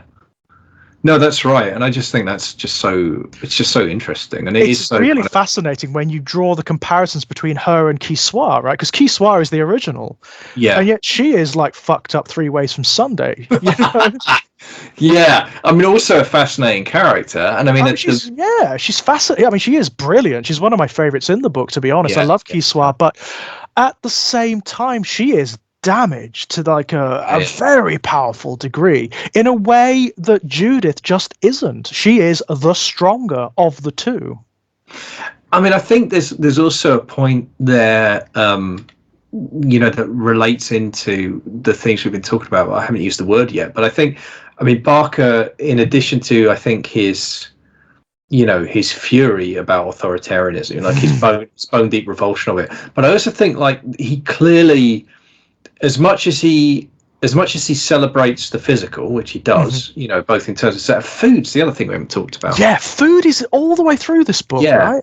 Again, like Lord of the Rings, and I think like it's very the Lord of the Rings, but also like the Gospels, right? Yeah, absolutely, and I love again and again and again its celebration of simple fare, just the joy of eating, bread and cheese, smoked sausage, just these things that just come out again and again. It's like with gentle, it's sweets, isn't it? He likes. He's got a real thing for like confection and cake and whatnot. You see him eating cake a lot, I do believe. Yeah, and I love all that. I love that because again, it's but so there's that, which is, I mean, arguably that's just another celebration of the sensual, arguably. Yeah, right. But I think that the other thing that Barker detests is materialism. Yeah. And like, because part of the symbolism of the authority is the palace, this impossible palace. Yeah. And the way, I mean, for Christ's sake, this guy's hobby at this point is to go through this impossibly labyrinthine palace and just murder people in individual rooms, then have the rooms sealed off. Yeah. Never to be opened again. Like it's some mausoleum. But also like a demented nursery. It's like a playground. Just but everything about it is diseased. Like because there's obviously the evil of what he's doing in there, but also the fact that they're sealed off. It's not like he's even going back there to admire it or gloat. It's like he's creating an artifact for after he's gone as a testament to his awfulness. It's really, and of course she's in that. Absolutely in that milieu. She's living in that castle. She's surrounded by that, and it's almost like, the corrupting influence just of that, of that being surrounded by that raw materialism all the time. It's just completely fucking warped her. It's completely twisted her mind, hasn't it? I mean, she is always drugged on something or other, isn't she? She's always like sailing high on that, but she's also that seems to have twisted into a kind of ironically patriarchal form of religion for her. And it's really interesting that she becomes, she gets converted to Christianity effectively, and and when Dowd plays on it, oh man, that's a great scene. Bastard, right? What a complete wanker. And it's kind of brilliant as well, because that is also what sets off Kiswa, isn't it? I mean, she actually really goes for him after that. You get to see that underneath all of this, there is still power. There's still something there. Well, she's still bright. That's the thing, because like ultimately, well, she's Judith, isn't she? I mean, she's what Judith derives from ultimately. So she's got all of Judith's qualities in there. It's just like Sartori, they've devolved and warped over time. And like the other thing is, like, let's not ignore the fact that Dowd fucks it. Like he gets cocky. And I love that, because the thing is, she's super bright, and he doesn't. He forgets that she's super bright because he's manipulating her, because he's reached her at this moment of incredible vulnerability. Yes, he just forgets that he's dealing with an incredibly bright, incredibly dangerous person. And then she reminds him, and it's great. I love that so much. It's a great misstep, isn't it? It's just so subtle as well. It's just one foot too far. And that's it. That is it. And what I love is you can see Judith watching the scene, watching it play out, and her kind of surge of joy when she realizes, like, you fucked it, mate. Yeah, not as good an actor, Chappie, as you think, right? Yeah, exactly. No, it's such a great moment. I mean, even Dowd, when he finally bites the big one, Judith kind of like has a moment with him, doesn't she? He's like, he's the one who tells her, isn't he, that the authorities' plans may not be what they want. The reconciliation may not be what they want. Yeah. Because by that point, he has developed, I mean, you know, he's annoyed by Judith quite a lot, but he has developed a kind of respect for her. I think the thing about that is it reminds me of that kind of. It's funny. I was rewatching I've rewatched the first season of Sherlock. You know Yes, the Moffat Sherlock recently, but that also there were echoes of some other kind of other stories in there as well. But the thing about like boredom. Yeah. You know, the idea that part of the reason Moriarty is doing what he's doing to Sherlock is just because he's bored. And Sherlock's actually one of the few minds that might perhaps keep him interested for a while. And you feel like there's a bit of that with Dowd and Judith. Like, there's a kind of worthy adversary kind of quality to Judith as far as Dowd's concerned. Dowd is so used to having total power of manipulation over everybody. And then suddenly here's someone who might actually shouldn't be his equal, but somehow. She's somehow like a chaotic influence, isn't she, in his life? But she keeps managing to twist out from under. Do you know what I mean? Like, she keeps managing to just judo throw him or break his grasp or somehow turn it back on him. And I think by the end, I think that genuinely is. I think that's where the respect comes from. You're right. She survived him, hasn't she? Yes. I mean, he kills quite a few characters in this, so it's a bit of a feat, to be honest. Yeah, and I think I mean they don't ever like each other. That's not what it's about. But there's enough of the recognition of the commonality of how they came to be. But I think also the respect from Dowd does come from that. It comes from like just worthy adversary stuff, which I'm a sucker for that. I love all that shit. I love that too, and I like the fact that his last act ultimately is kind of to inform her, you know, to give her something, to give her a little something. It's kind of important. Yeah, you know, because it's kind of, if you think, I mean, you know, try and imagine the final act of Imajica if he doesn't drop the penny for Judith at that moment. And if Judith isn't doubting, isn't like questioning from that point on, you've got a problem then, haven't you? Because she's got to discover in some other way. The doubts have got to come from somewhere else then, haven't they? Yeah, no, I think it's really pivotal, and it makes sense that it comes from. And again, nothing's wasted. Everything fits together. Of course it comes from Dowd. Who else would it be? Right. It gives that character just a brilliant through line, doesn't it? It gives him, again, there's an act of rebellion there because he is the servant of the authority and there he is undoing his plans, right? You know what it reminds me of, though? It reminds me of the moment at the end of season 2 of Buffy where Spike turns up to Buffy's house. Right. And there's this whole like embarrassing thing where they you know, Mum invites them in and they have this whole conversation. But there's this whole thing where like Buffy's like, well, what the fuck's your problem? Angel wants to end the world. What's your problem? Spike's like, yeah, I kind of like the world though. It's full of people. They're tasty. You know, like actually, you know, I like being a vampire. I like being able to kill whoever I want. I don't actually want the world to end. Yeah, Dowd's got his little pleasures, hasn't he? You know, he's kind of a materialist in an odd way, isn't he? You know, he likes like his, you know, like his handkerchiefs and his shoes and his suits and whatnot.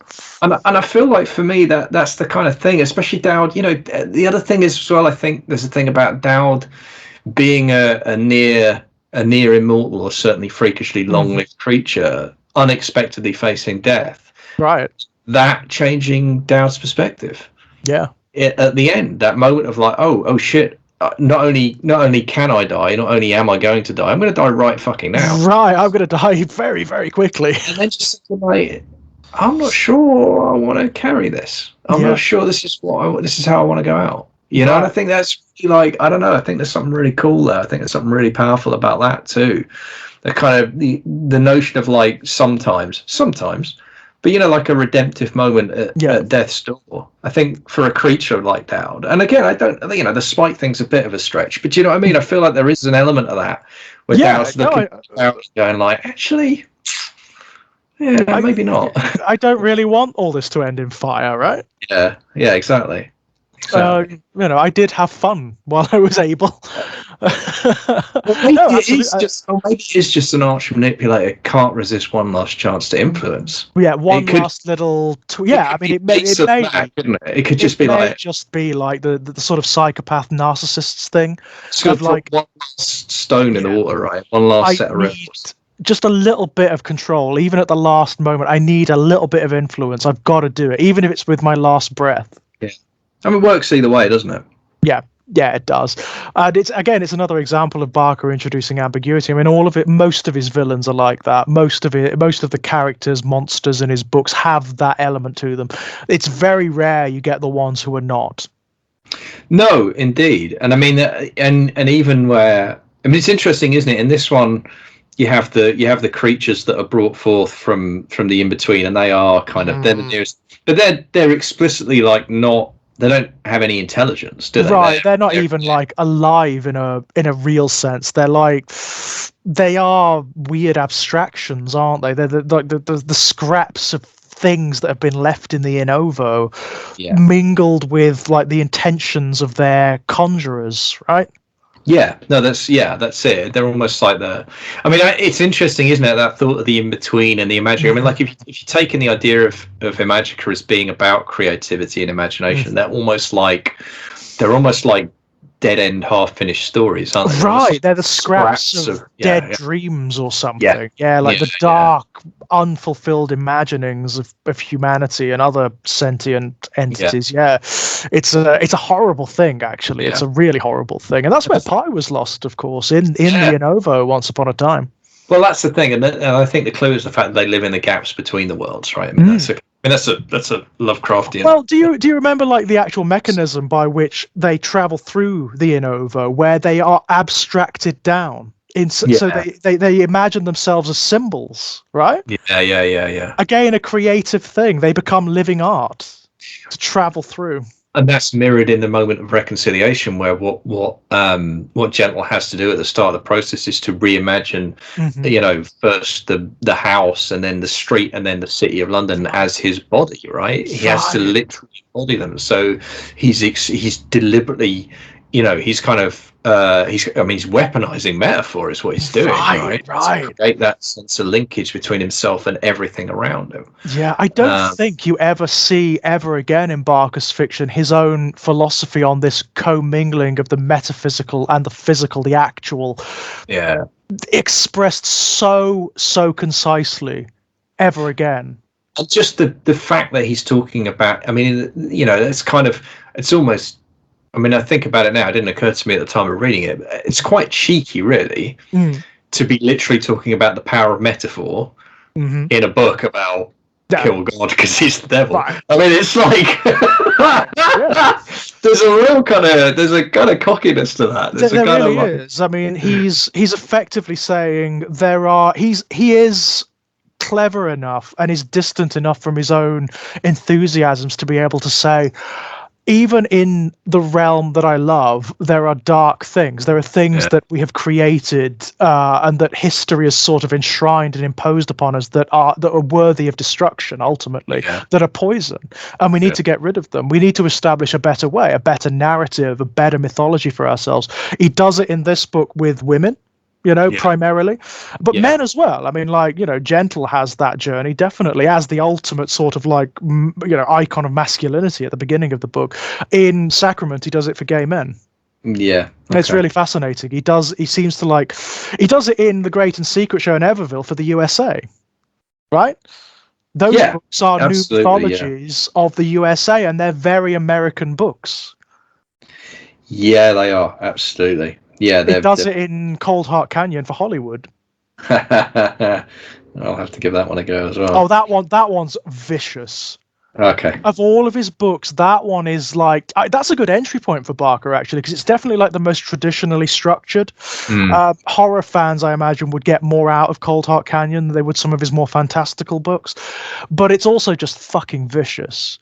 It's the Barker who is like been through the Hollywood system, has actually lived in it, and knows all of its dirty, filthy, horrible, nasty little secrets. And he just he really he's so unpleasant in that book to Hollywood and to but rightfully so. I mean, like, he is all the stuff that's come out now and recently, like with the Weinsteins and all of that, all of it's all there. Yeah. It's all in Cold Heart Canyon. It's like he goes for the absolute throat with that book, and he just he rakes it open. He just shows you all of the nasty, dirty, horrible materialism of it, the abuse of it. It's all just it's brilliant. It is an absolutely brilliant book, but it's Barker at his most vicious. Okay, well, that's sold. It's an angry one. That is an angry Barker who wrote that book. Well, good. I like him when he's angry. So no, me too. Me too. I mean, there's anger in this book too. There's there is a lot of anger in Imajica. I mean, but he's very good at taking his anger and turning it into something really beautiful and positive. You know? Yeah, I mean, because that's the thing, isn't it? I mean, I've kind of joked about it being, kill God because he's the devil, but of course, you're right. Actually, it's not kill God; it's kill patriarchy. It's kill patriarchy, and it's make better gods. Ultimately, make your gods out of something beautiful and good and positive. Because part of what it's saying really is like patriarchy isn't God. Actually, Right. it's just this kind of parasitic, ultra powerful thing that's imposed itself upon everything. But actually, it's not. It's not God. Bearing in mind, there are other gods in this book, right? There's Tishalule and Jokalela and the goddesses, right? Yeah.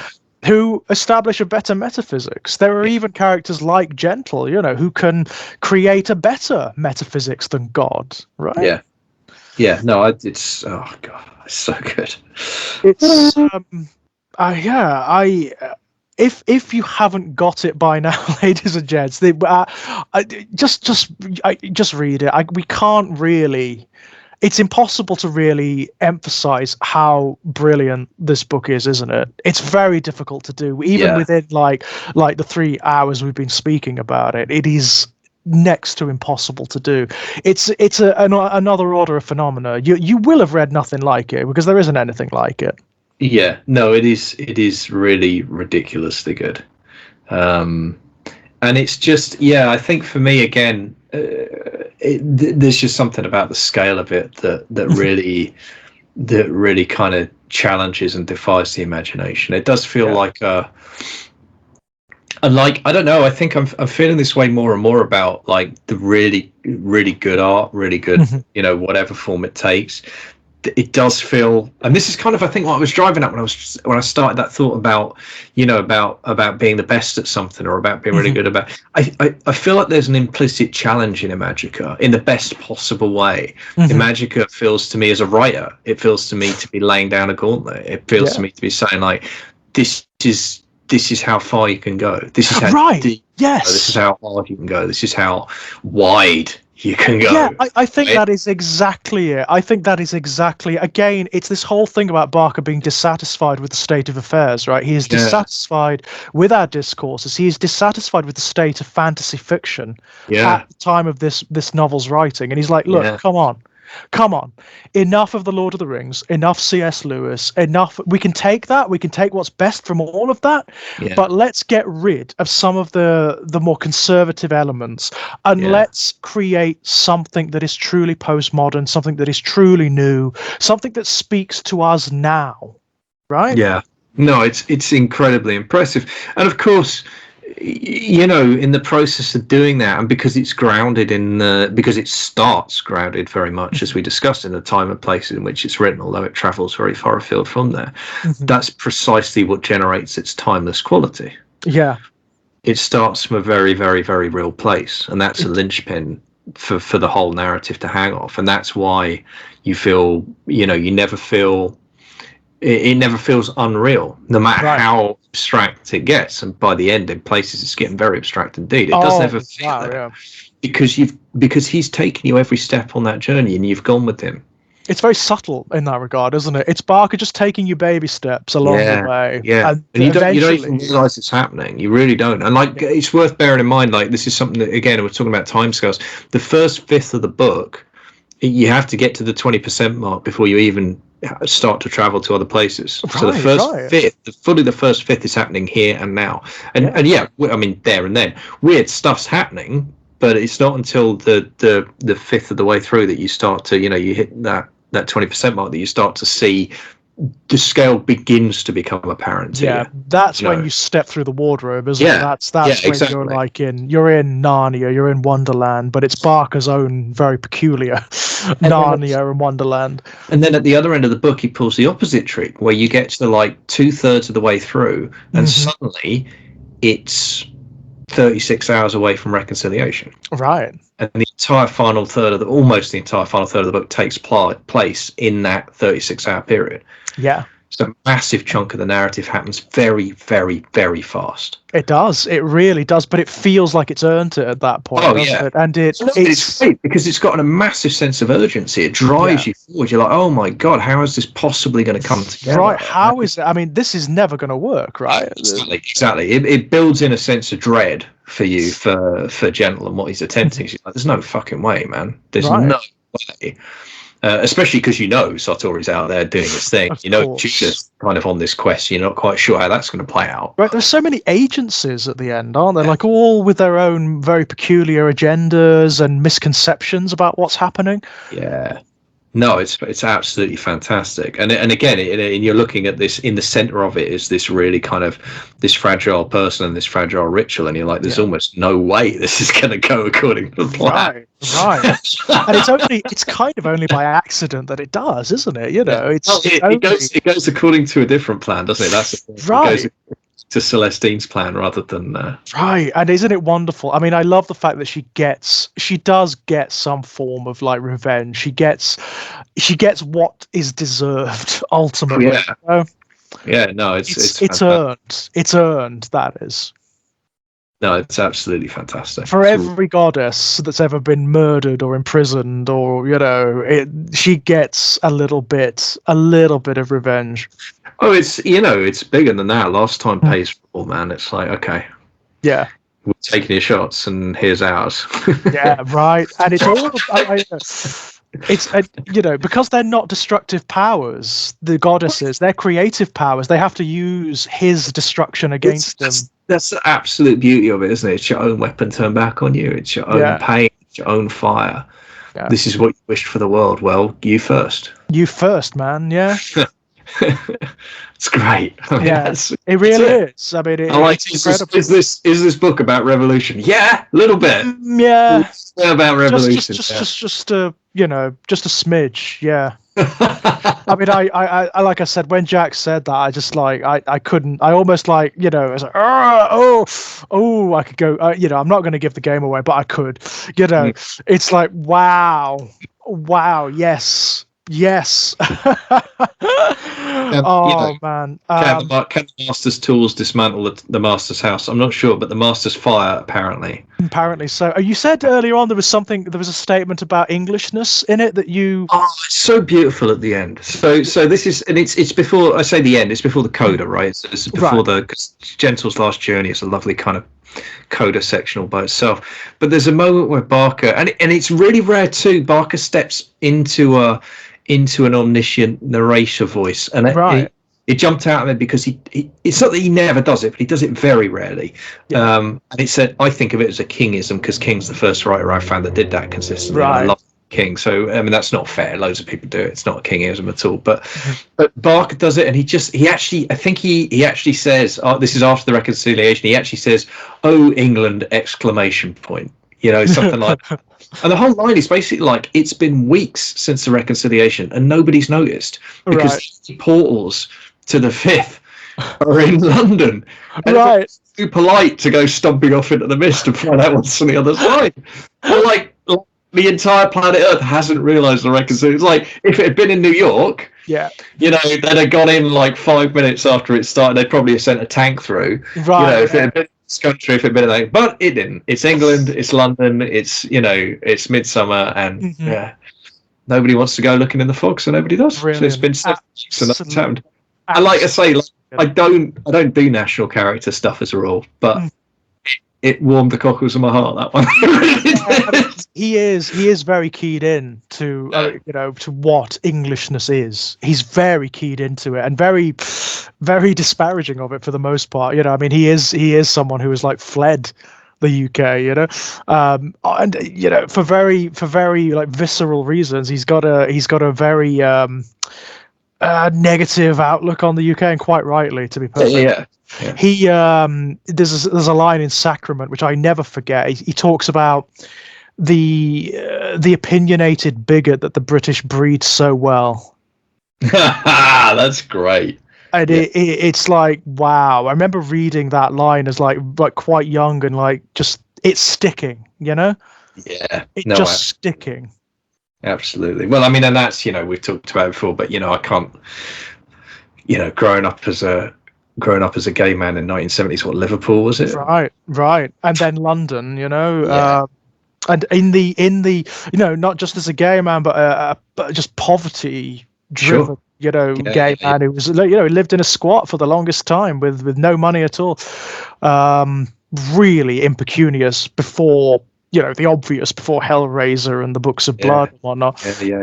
Saved by his art, Sure. Yeah, and we know from recent interviews, right? I mean, he did what he had to do. Yeah, absolutely. I mean, actually, like survive. I did. I revisited one of the Books of Blood for an article for Kendall Reviews, and they gave me Human Remains, which is, and reading it now, it's from the perspective of a young male prostitute in London, and it's like, oh, in light of those interviews, it's like, right, he's actually. This is basically autobiographical to a certain degree. He knows of which he speaks. Yeah, absolutely. This is not just like, this is not a storyteller just weaving stuff from whole cloth. This is someone speaking of their experiences. Yeah. No, absolutely. And I mean, there's like, I'm, just to be clear on my position, sex work is work. Work is work. Not, it's not. I don't make moral judgments at all. Not at all, for God's sake. I mean, but like it takes a certain. I think that kind of work of necessity takes a certain amount of courage. I really do. And it's quite extraordinary to think. This incredible. I mean, this incredible. Once in a generation talent. I think Barker is. And those are the kind of, that's the circumstances in which he found himself, Which, sort of created him, right, as well. I mean, like, they are part of who he is at this point, certainly when he's writing Imajica. And it's a real, that situation in itself is a really stark example of what we are losing, right? Who else is out there? What poets, what musicians, what artists... who are literally on the street, who may never get the chance that Barker had. Yeah, absolutely. Yeah. No, yeah. I mean, it's that whole thing about like, I'm going to mangle the quote if I'm not careful, but it was Gould, wasn't it, who said, I'm somehow less interested in the exact size, scale and dimension of Albert Einstein's brain as I am preoccupied by the notion that that it's a certainty that several brains of equal size, dimension, importance were put to work picking cotton for rich men. Yeah. Yeah, absolutely the case. And in a society that's as poisoned by the notion of class as the UK is. Yeah. How many so phenomenally creative, inspired, intelligent people are just out there? Yeah. Yeah. It's almost like they need some kind of like massive systemic change that tears down the entire order and replaces it. Are you talking about like a revolution, Kit? I guess that's a word you could use to describe. That might be a word, or even like a reconciliation. Yeah, I don't know. Interesting. It's almost like the entire order of things is completely fucked. Yeah. But this is something Barker recognized in the 1990s, right? And certainly in the 1980s. I mean, like these Books of Blood and the stuff he wrote in the 1980s is way more political. Way more political. And even in Weaveworld, which there's that. I mean, that the way that starts with that kind of, because that is Liverpool, isn't it? It's Liverpool in the 1980s, right? And it's very, the first couple of chapters are very kitchen sink. It's very kind of, he's really good at that. And I think for me, like what I love about Weaveworld there is it's the kind of, again, it's the nakedness of the metaphor, really, about escapism, about creativity and imagination as escapism. Right. Right, and then, but also with confrontation, right? It inverts that very notion. It's so clever. That's the thing. It's escapism as confrontation. That's what's so powerful about it, because it's what he's doing there is subverting the notion, and that's really powerful. Subverting the notion that escapism is just this frippery, right? It's just consequential. He's like, no, we're escaping to somewhere fucking better. That's as real as it gets, and that's as powerful as it gets. Yeah, right. But also, I mean, yeah, within that there are its own set of complexities and ambiguities that we're going to have to deal with, right? There is no such thing as like the frictionless Eden that you want, right? Right. But I think the development between Weave World and Imajica is in Imajica, and that's again why I think Imajica is the more complete work. Is in Imajica, it's like no, we're going to pull those worlds back. We're going to pull it all together. It's not. Yeah, we're going to make it one, right? Exactly. So when the reconciliation happens, you're going to be able to walk from any city on the Earth into one of the other dominions, right? Yeah. Suddenly, like your very conception of what reality is has been upended. And your conception of borders, your conception of nationality, your conception of humanity, your conception of... Can you imagine what effect that event would have on the notion of like nations and races and what? I mean, what would that even mean in that world? In the short term, I predict a certain amount of unpleasant uncertainty. Yeah, I imagine it would. I'd be cautiously optimistic about the medium to long term, but I think in the short term it would be a little chaotic. Yeah, it would. Well, it would require a total reorganization of humanity, wouldn't it? Yeah. I mean, like on a global scale, a species-wide scale. I am reminded of the Buzz Aldrin quote about being in the Apollo launcher and before they got to the moon, just in orbit, I think, looking down at the planet and just realizing how fucking small it was. Yeah, and of course, I mean, he goes on to describe from that how fucking stupid he finds things like nations and exactly right. It's like, this is a planet. It's really small and we're all fucking on it. Yeah, and it's us. And that's all it is us. So let's just look at it. Yeah. Well, I was reading a study recently. You know, the whole notion of 6 degrees of separation, that ultimately we're only like maximum 6 steps away from any other human being on the planet. And that's including like human beings who've lived in isolated cultures in the middle of rainforests for like generations, right? The study was saying that actually it's closer to 3 steps for most of us. Yeah, that's interesting. You know, humanity is a much smaller place than most people think it is. We are connected and interconnected in a way that the sort of atomizing nature of our current societies doesn't allow for, doesn't acknowledge. It tries to almost like keep us from that. Yeah, there's there are, as we know, there are very powerful vested interests in keeping us apart, right? Yeah, absolutely. And it's something Barker really acknowledges. There is a kind of like, it's not just in Imajica, it's in all his books. There is a utopianism inherent, Well, I think, and again, that's the thing, that's that interesting thing about, as much as he's got contempt for kind of politics and party politics, I do think, and I have to say, I do think that comes from, his identity as a gay man in the time in which he was growing up. It's like, it's impossible at that point to ignore the ways in which prejudice and otherness is weaponized to create division. It's impossible not to, and on a visceral level, he's going to have experienced that and felt that. Yeah, it's to keep us, in our place ultimately. You're right, and there's no way a man of Barker's intelligence didn't respond to that moment with a big kind of like, well, fuck you. That's not how to do things. Absolutely. I mean, he is the kind of man who I imagine is becoming rarer, which is because society is just not allowing for as much space for people like him at the moment. People who are not willing to not even willing to get jobs or anything like that as we understand them. He's never done a job as we would understand it. He was happier. He would have been happier on the dole having the degree of freedom that allows, right? Yeah. To pursue his creative interests rather than conforming and doing what his dad would have liked. Because I know for a fact that there was some friction there, which understandable, but there was some friction there. Going and getting a secure job, and they may be doing his creative stuff on the side and whatnot.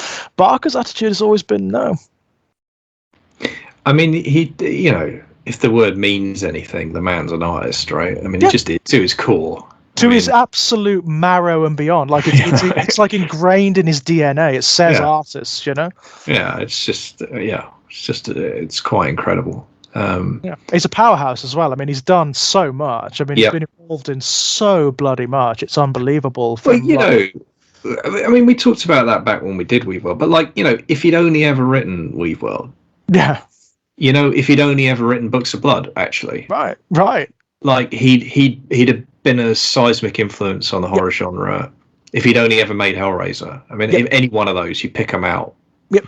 If he'd only ever written Imajica. But he's never been satisfied with that. That's the interesting thing. He's never been satisfied. I think it was Doug Bradley, who, of course, is like one of Barker's school friends. He's basically. I was to say, they go back a hell of a long way. Yeah. Hell of a long way. He said, when Stephen King gave Barker that lift to his career, where he said, "I've seen the future of horror," and his name is Clive Barker. Doug Bradley said, the minute I read that, I knew exactly how Clive responded to it, which is he would have been massively grateful, massively flattered, but he would have also said, "The hell I am." Yeah. And that seems to have defined who he is, just to his core, who he is. He is this deviant, transgressive soul. But the other thing I love is about, and I think this is something that's almost, as important, if not more important than that. I love how lightly he wears it. I mean, I think for me, and that's where the utopianism comes in. Mm-hmm. He creates a sense of possible space. You read it and you think why can't we interact with each other? Why can't we have it like this? Right? Why is it such a problem for us? I mean, this is a problem I have. I find this. This is probably because of Barker's influence in my own life. Right? This is a problem I have. I find so much of what is considered our discourses and our normal social interactions to be so stilted and unproductive and lacking in intimacy and meaning and poetry, and I find it really problematic. I really do. I find the parameters we place on ourselves actually quite difficult. Oh, I can't. I mean, I'm a fucking alien. I mean, I just don't. Likewise, I don't get it. I don't. I can't think of anything. I can't think of anything more kind of, skin crawling than small talk. It's just death. It's just death. I can't do it. I mask it very well. Right. I've learned how to mask it very well. But there is a part of me that is just rolling my eyes and just wants to get away. It wants to retreat, and it wants to, I don't know, it wants to listen to some music that's going to make me feel something. Yeah. That's all it wants. It wants something. It wants a conversation where you're high off your face on some sort of narcotic and talking about meaningful things, right? Yeah. No, absolutely. I just, and it just I don't know. I mean, it's an interesting thing. I think weirdly, I think of it as a product of my kind of agnosticism / atheism. It's I'm fairly confident this is it. I'm fairly confident that however many years, or if I'm lucky decades I've got left, that's all I've got. That's it. There's no do-overs, there's no second chances, there's no reincarnation, there's no pearly gates, there's no fiery pit. I do not have fucking time for small talk. Right. And with the greatest possible respect, neither do you. No, you know what I mean? No, it's for me, it's the insincerity of it. More than anything, it's the insincerity of it. I don't want, you don't want to talk about this shit. I don't want to talk about this shit. What I want is, I want to know what you dream of. You know. And I don't mean that in a fucking capitalist sense, or this is my dream job. Fuck off. You don't dream of labor. And if you do, I don't want to talk to you. I want to know, when you close your eyes and you have those unguarded moments, what comes up? What do you see in the temple of your mind? What do you see? What's going through your head at 2 o'clock in the morning when you can't sleep? What's the last thing that made you cry? Yeah, what's, getting Barkarian about it. What's the last thing that turned you on? I want to know, right? I want to know this shit. Yeah. Yeah, that's the good stuff. That's where the juice is. I don't want conversations about your fucking kitchens. I'm really sorry. Look out the window. It's England. It's raining. Fucking get over it. Move on. Right. I mean, I remember how, I may have told you about this, but I had that at the beginning of the pandemic, people talking to me about their fucking kitchens. And I'm like, are you serious?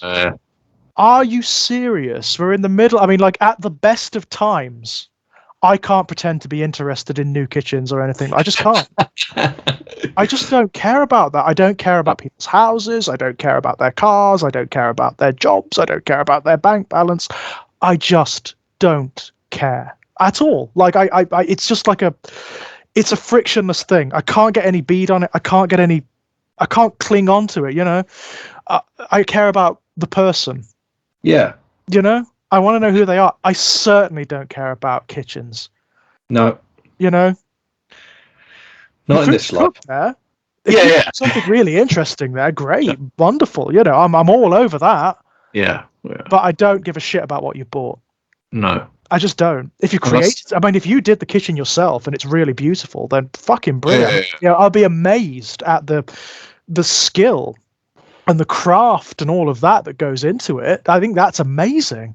Yeah. But I bought this. I don't need half an hour of colour charts and half a dozen different soulless fucking buildings you schlepped around to pick the fucking marble granite. I am not excited by that. I am not excited by that at all. Or like even it's not even excitement. I just don't. I don't get it. I actually don't get it. I mean, like, what are you trying to fill your life with? What void? What existential void that's at the heart of you are you trying to fill? The thing is, the thing about it is, I'm realizing as you're talking about, I'm thinking about it, like the thing about it is, it's not the fact of the person buying a new kitchen, right? It's the fact that feels like it's in any way an appropriate topic for conversation. Right. I don't sit here and tell you about my fucking bowel movements, all right? Right. They happen. They happen. It's a part of life. It's necessary. It's not actually an interesting topic of conversation. Neither is your fucking kitchen. Come on. I just don't care. I really, and I find pretending really difficult on that kind of thing. I really, when people showing you pictures of their new car or whatever on their phones or whatever, to be honest, on a bad day, I'll start to see if I can. I'll say things. Oh, I really like the wheels. Right, yeah. I occasionally get looks from my wife when I do stuff like that. She's play nice. From the most I can manage is a bit of a shrug, to be honest. I would so much rather, frankly, I mean, I find it way more interesting when one of my service users, who is maybe not that verbal, is trying to describe to me something that they've enjoyed. Right. Yeah. Give me that any day of the week. Yeah. Any day of the week. I will eat that up. By the same token, take me to a friend's house, get me drunk, and let's talk about let's talk about metaphysics. Let's talk about existentialism. Let's talk about, get me Tom, and we'll talk about hobby stuff. We'll talk about toys and stuff like that, but we'll also talk about the really deep, dark stuff and whatnot. And let's get that. Absolutely. That's my idea of a good time. It really is. It really, and Barker gives me that in spades. Well, that's it. He gives me that every single time. He is not going to give me banality. He's not going to give me the kind of work that pretends that it's doing something extreme or revolutionary, but is actually really conservative under the hood. Yeah. He's going to give me stuff that is going to warp and twist my mind. And I want that with everything I experience. That's what I want. And I also think with Barker, all of that, and on top, he's not going to waste your fucking time. Exactly that. He has so much respect for your time as a reader. Every sentence is well placed, means something, takes you forward. There's, he doesn't that's the sheer amount of stuff that happens in this book and the sheer number of vistas you encounter. Right. And spaces you get to travel through. Just extraordinary. Absolutely. It really is. I mean, he's not the kind of fantasist who tends to describe architecture in the same way that a lot of more traditional fantasists are. You read The Lord of the Rings and the architecture is the best thing in it, right? It's the towers and the palaces and the architecture and the meals, but absolutely. Right. They're incredible, right? Yeah. Barker doesn't really do that as much. It's not really his bag, but boy, howdy, when he does do it, when he describes like his Zorderex, Yeah. wow. Fucking fantastic. But the other thing is the economy with which he does it. I mean, that's one of the reasons I know I'll reread this one at least once more, is to reread it with an eye to the descriptions, because the way he conjures up in the mind's eye in actually a very small number of sentences, he really does. Like he does it, like, and he's got that incredible gift of the I describe it as a gift of the pulp writer, but I mean that as a compliment, not an insult. But like, it's the telling detail with Barker every time. Yeah, it's 2 or 3 broad strokes and then just 1 or 2 telling details. Yeah. And he knows exactly the right thing to say that will invoke something in you. Yeah. And it's not even that you're going to be seeing exactly what he sees. That's not the point. But you're going to be seeing something. Yeah, he's evoking, isn't he? He's really evoking something. It's so good. It's so, and he does that about as well as anybody. And it's one of those talents, I think, that's massively underrated. Yeah.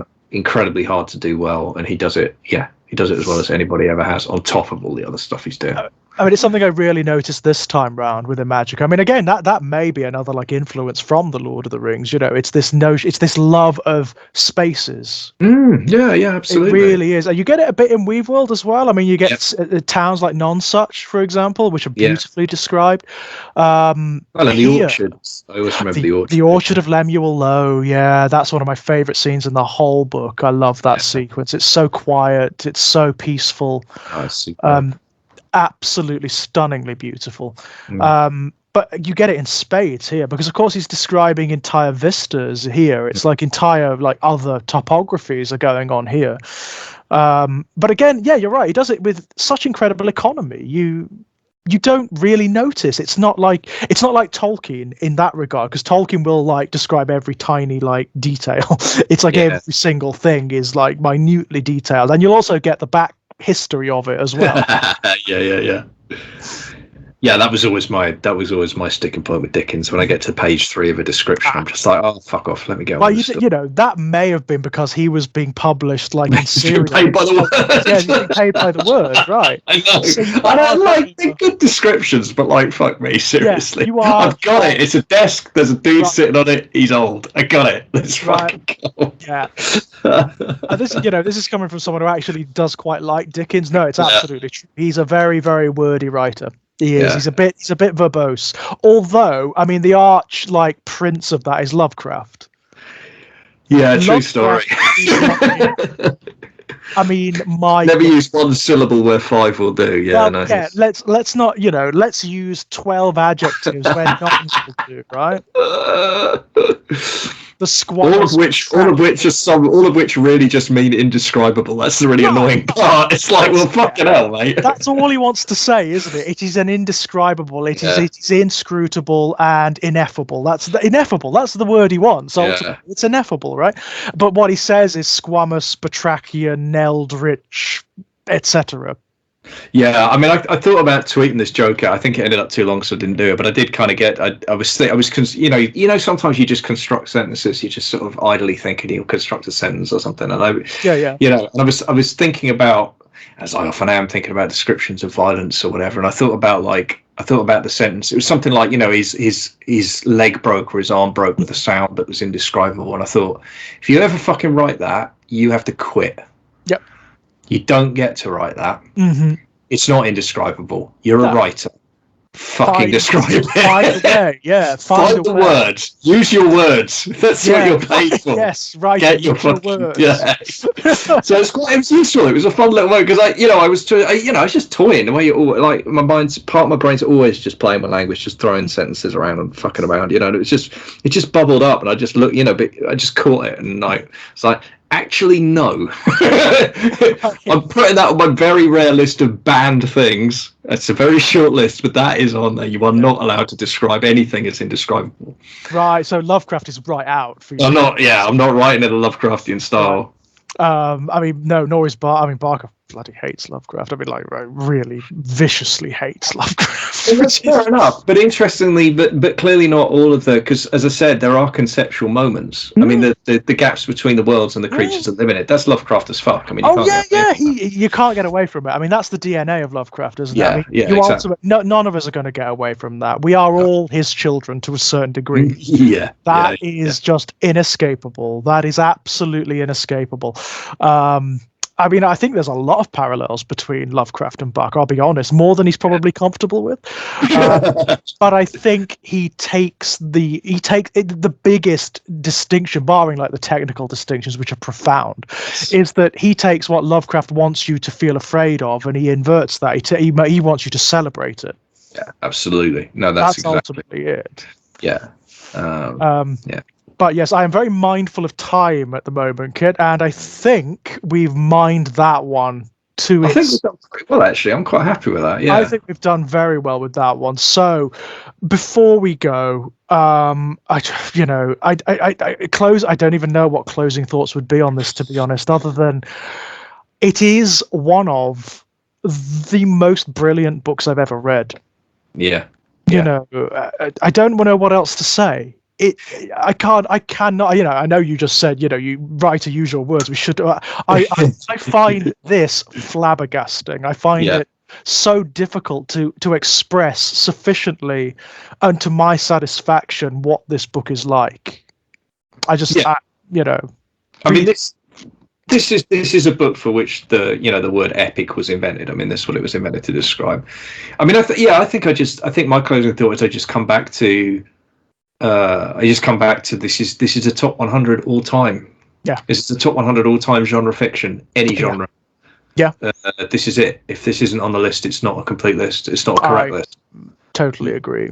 It's just it's that good. It is that good, and as I say, I mean, I have a ton of affection for Weepwell, Great Secret Show, you know, and those other works of Barker's, a huge amount of affection, and they're wonderful books. They're great. Yeah. But I do think this is his masterpiece. This is the magnum opus, and he's actually said that himself. He actually said, "I will never write anything like this again." Yeah. So, you know, it's one of the best writers. It's one of the best writers in the field we've ever had, working at the absolute height of his powers. Yeah. Producing the biggest and most profound thing I'll ever produce. Yeah. You know, that's fucking neat, man. What else do you need? What else do you want out of life? Like, this is it. This is the good stuff. This is it. Yeah. This is it. It will. It will change your life. You know, it will change the way you think. This book. If nothing else, it will change the way you think about genre fiction, about fantasy fiction, about all of that. I mean, it really will, because it's as you say, what's beautiful about it is it's completely in love with it. It's written by someone absolutely steeped in the tradition that goes back as far as it's existed, who is also absolutely determined to burn the fucking place to the ground. Yeah, it's that incredible combination of absolute love and raw punk anger. Yeah. And punk humor too, and it's just fucking great. It's just kind of all things to all men and women. It is. It's its own phenomena. Yeah, no, it's absolutely fantastic. So, right, before we go, anything to pimp out, Kip? I'm trying to think. Yeah, I've got. So I mentioned it last time we spoke, but I'll just mention it again. The Finite's got a new release with the new paperback edition. It's absolutely gorgeous. Mm-hmm. Same absolutely devastating, harrowing story between the pages, but oh well. So that's about, if you want, that's from Black Shuck Books or usual outlets for that one. Also, I should mention a short story anthology that I got picked for, which came out just very late December, called They're Out to Get You Volume 1. So this is by editor Johnny Maines. He's put a series of stories together, and the first volume is modelled on the kind of James Herbert, Guy N. Smith When Animals Attack. Right. So it's short horror stories about when animals attack, and each author was allowed to pick their own animal. The only rules were that they had to be British and they had to be non-domestic. Okay. So my story is called The Cull. You'll probably be able to work out what the animal is from that, and that's out now. I've started reading it myself. I'm only about 3 stories in at the moment, but I'm absolutely loving it. There's been some incredible stuff in there already. So it's my story entirely aside. It's a lot of fun, and that's out now. as I said, it's called They're Out to Get You, Volume 1. Oh, I'll be getting that myself, I think. And it's cracking. It's really, really, really fun. It's just real fun, kind of like pulp horror. But there's in the vein of like the tradition of like James Herbert's The Rats. Yeah, absolutely, very much so. Yeah, very much kind of modelled. That was kind of part of the inspiration. And, there was a whole subgenre that came out. Yeah, right. But it's nice as well because they're short stories, so it's kind of a series of kind of short, sharp shock kind of thing, which is nice. Because I did feel, as a horror fan, I think some of those stories did outstay their welcome a little bit. But these are nice little kind of espresso shots of nastiness. So I think they go quite well. There is a lot of variety in there as well. There's a lot of ideas. A lot of different angles on it, some really creative stuff. So that's been fun. So those are recent releases. All my fiction's available. Ebooks via Amazon. Get the paperbacks from your local bookshop or library if you can. That'd be great. There's even an audiobook of Godbomb if you fancy hearing my first read by the legendary Chris Barnes, who did an amazing job. And what else? Non-fiction work appears in Chestnuts Horror. And if you want early access to my material, I am back on my bullshit, ladies and gentlemen.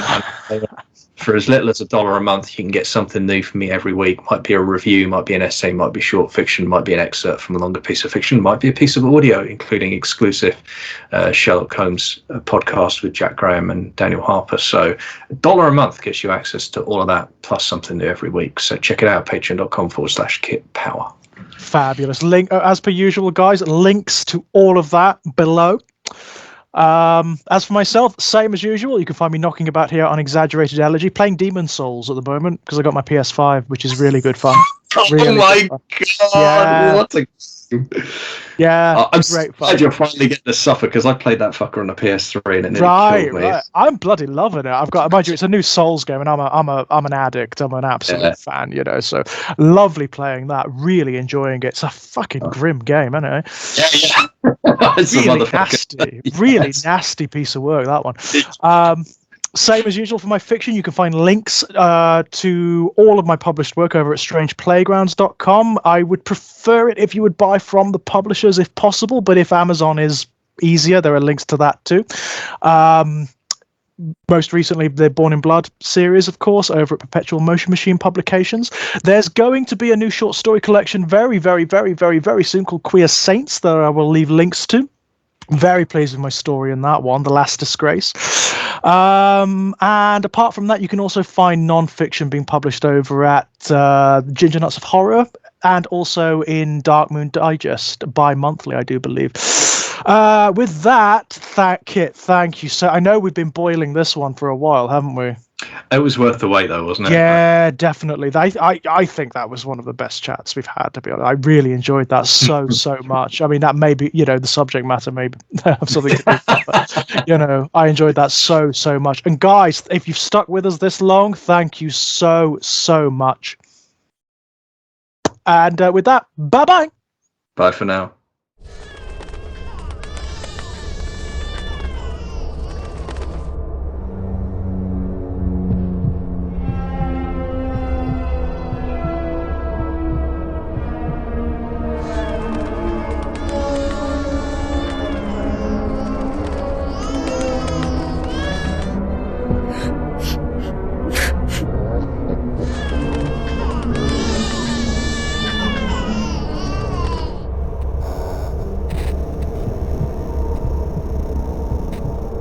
Cool.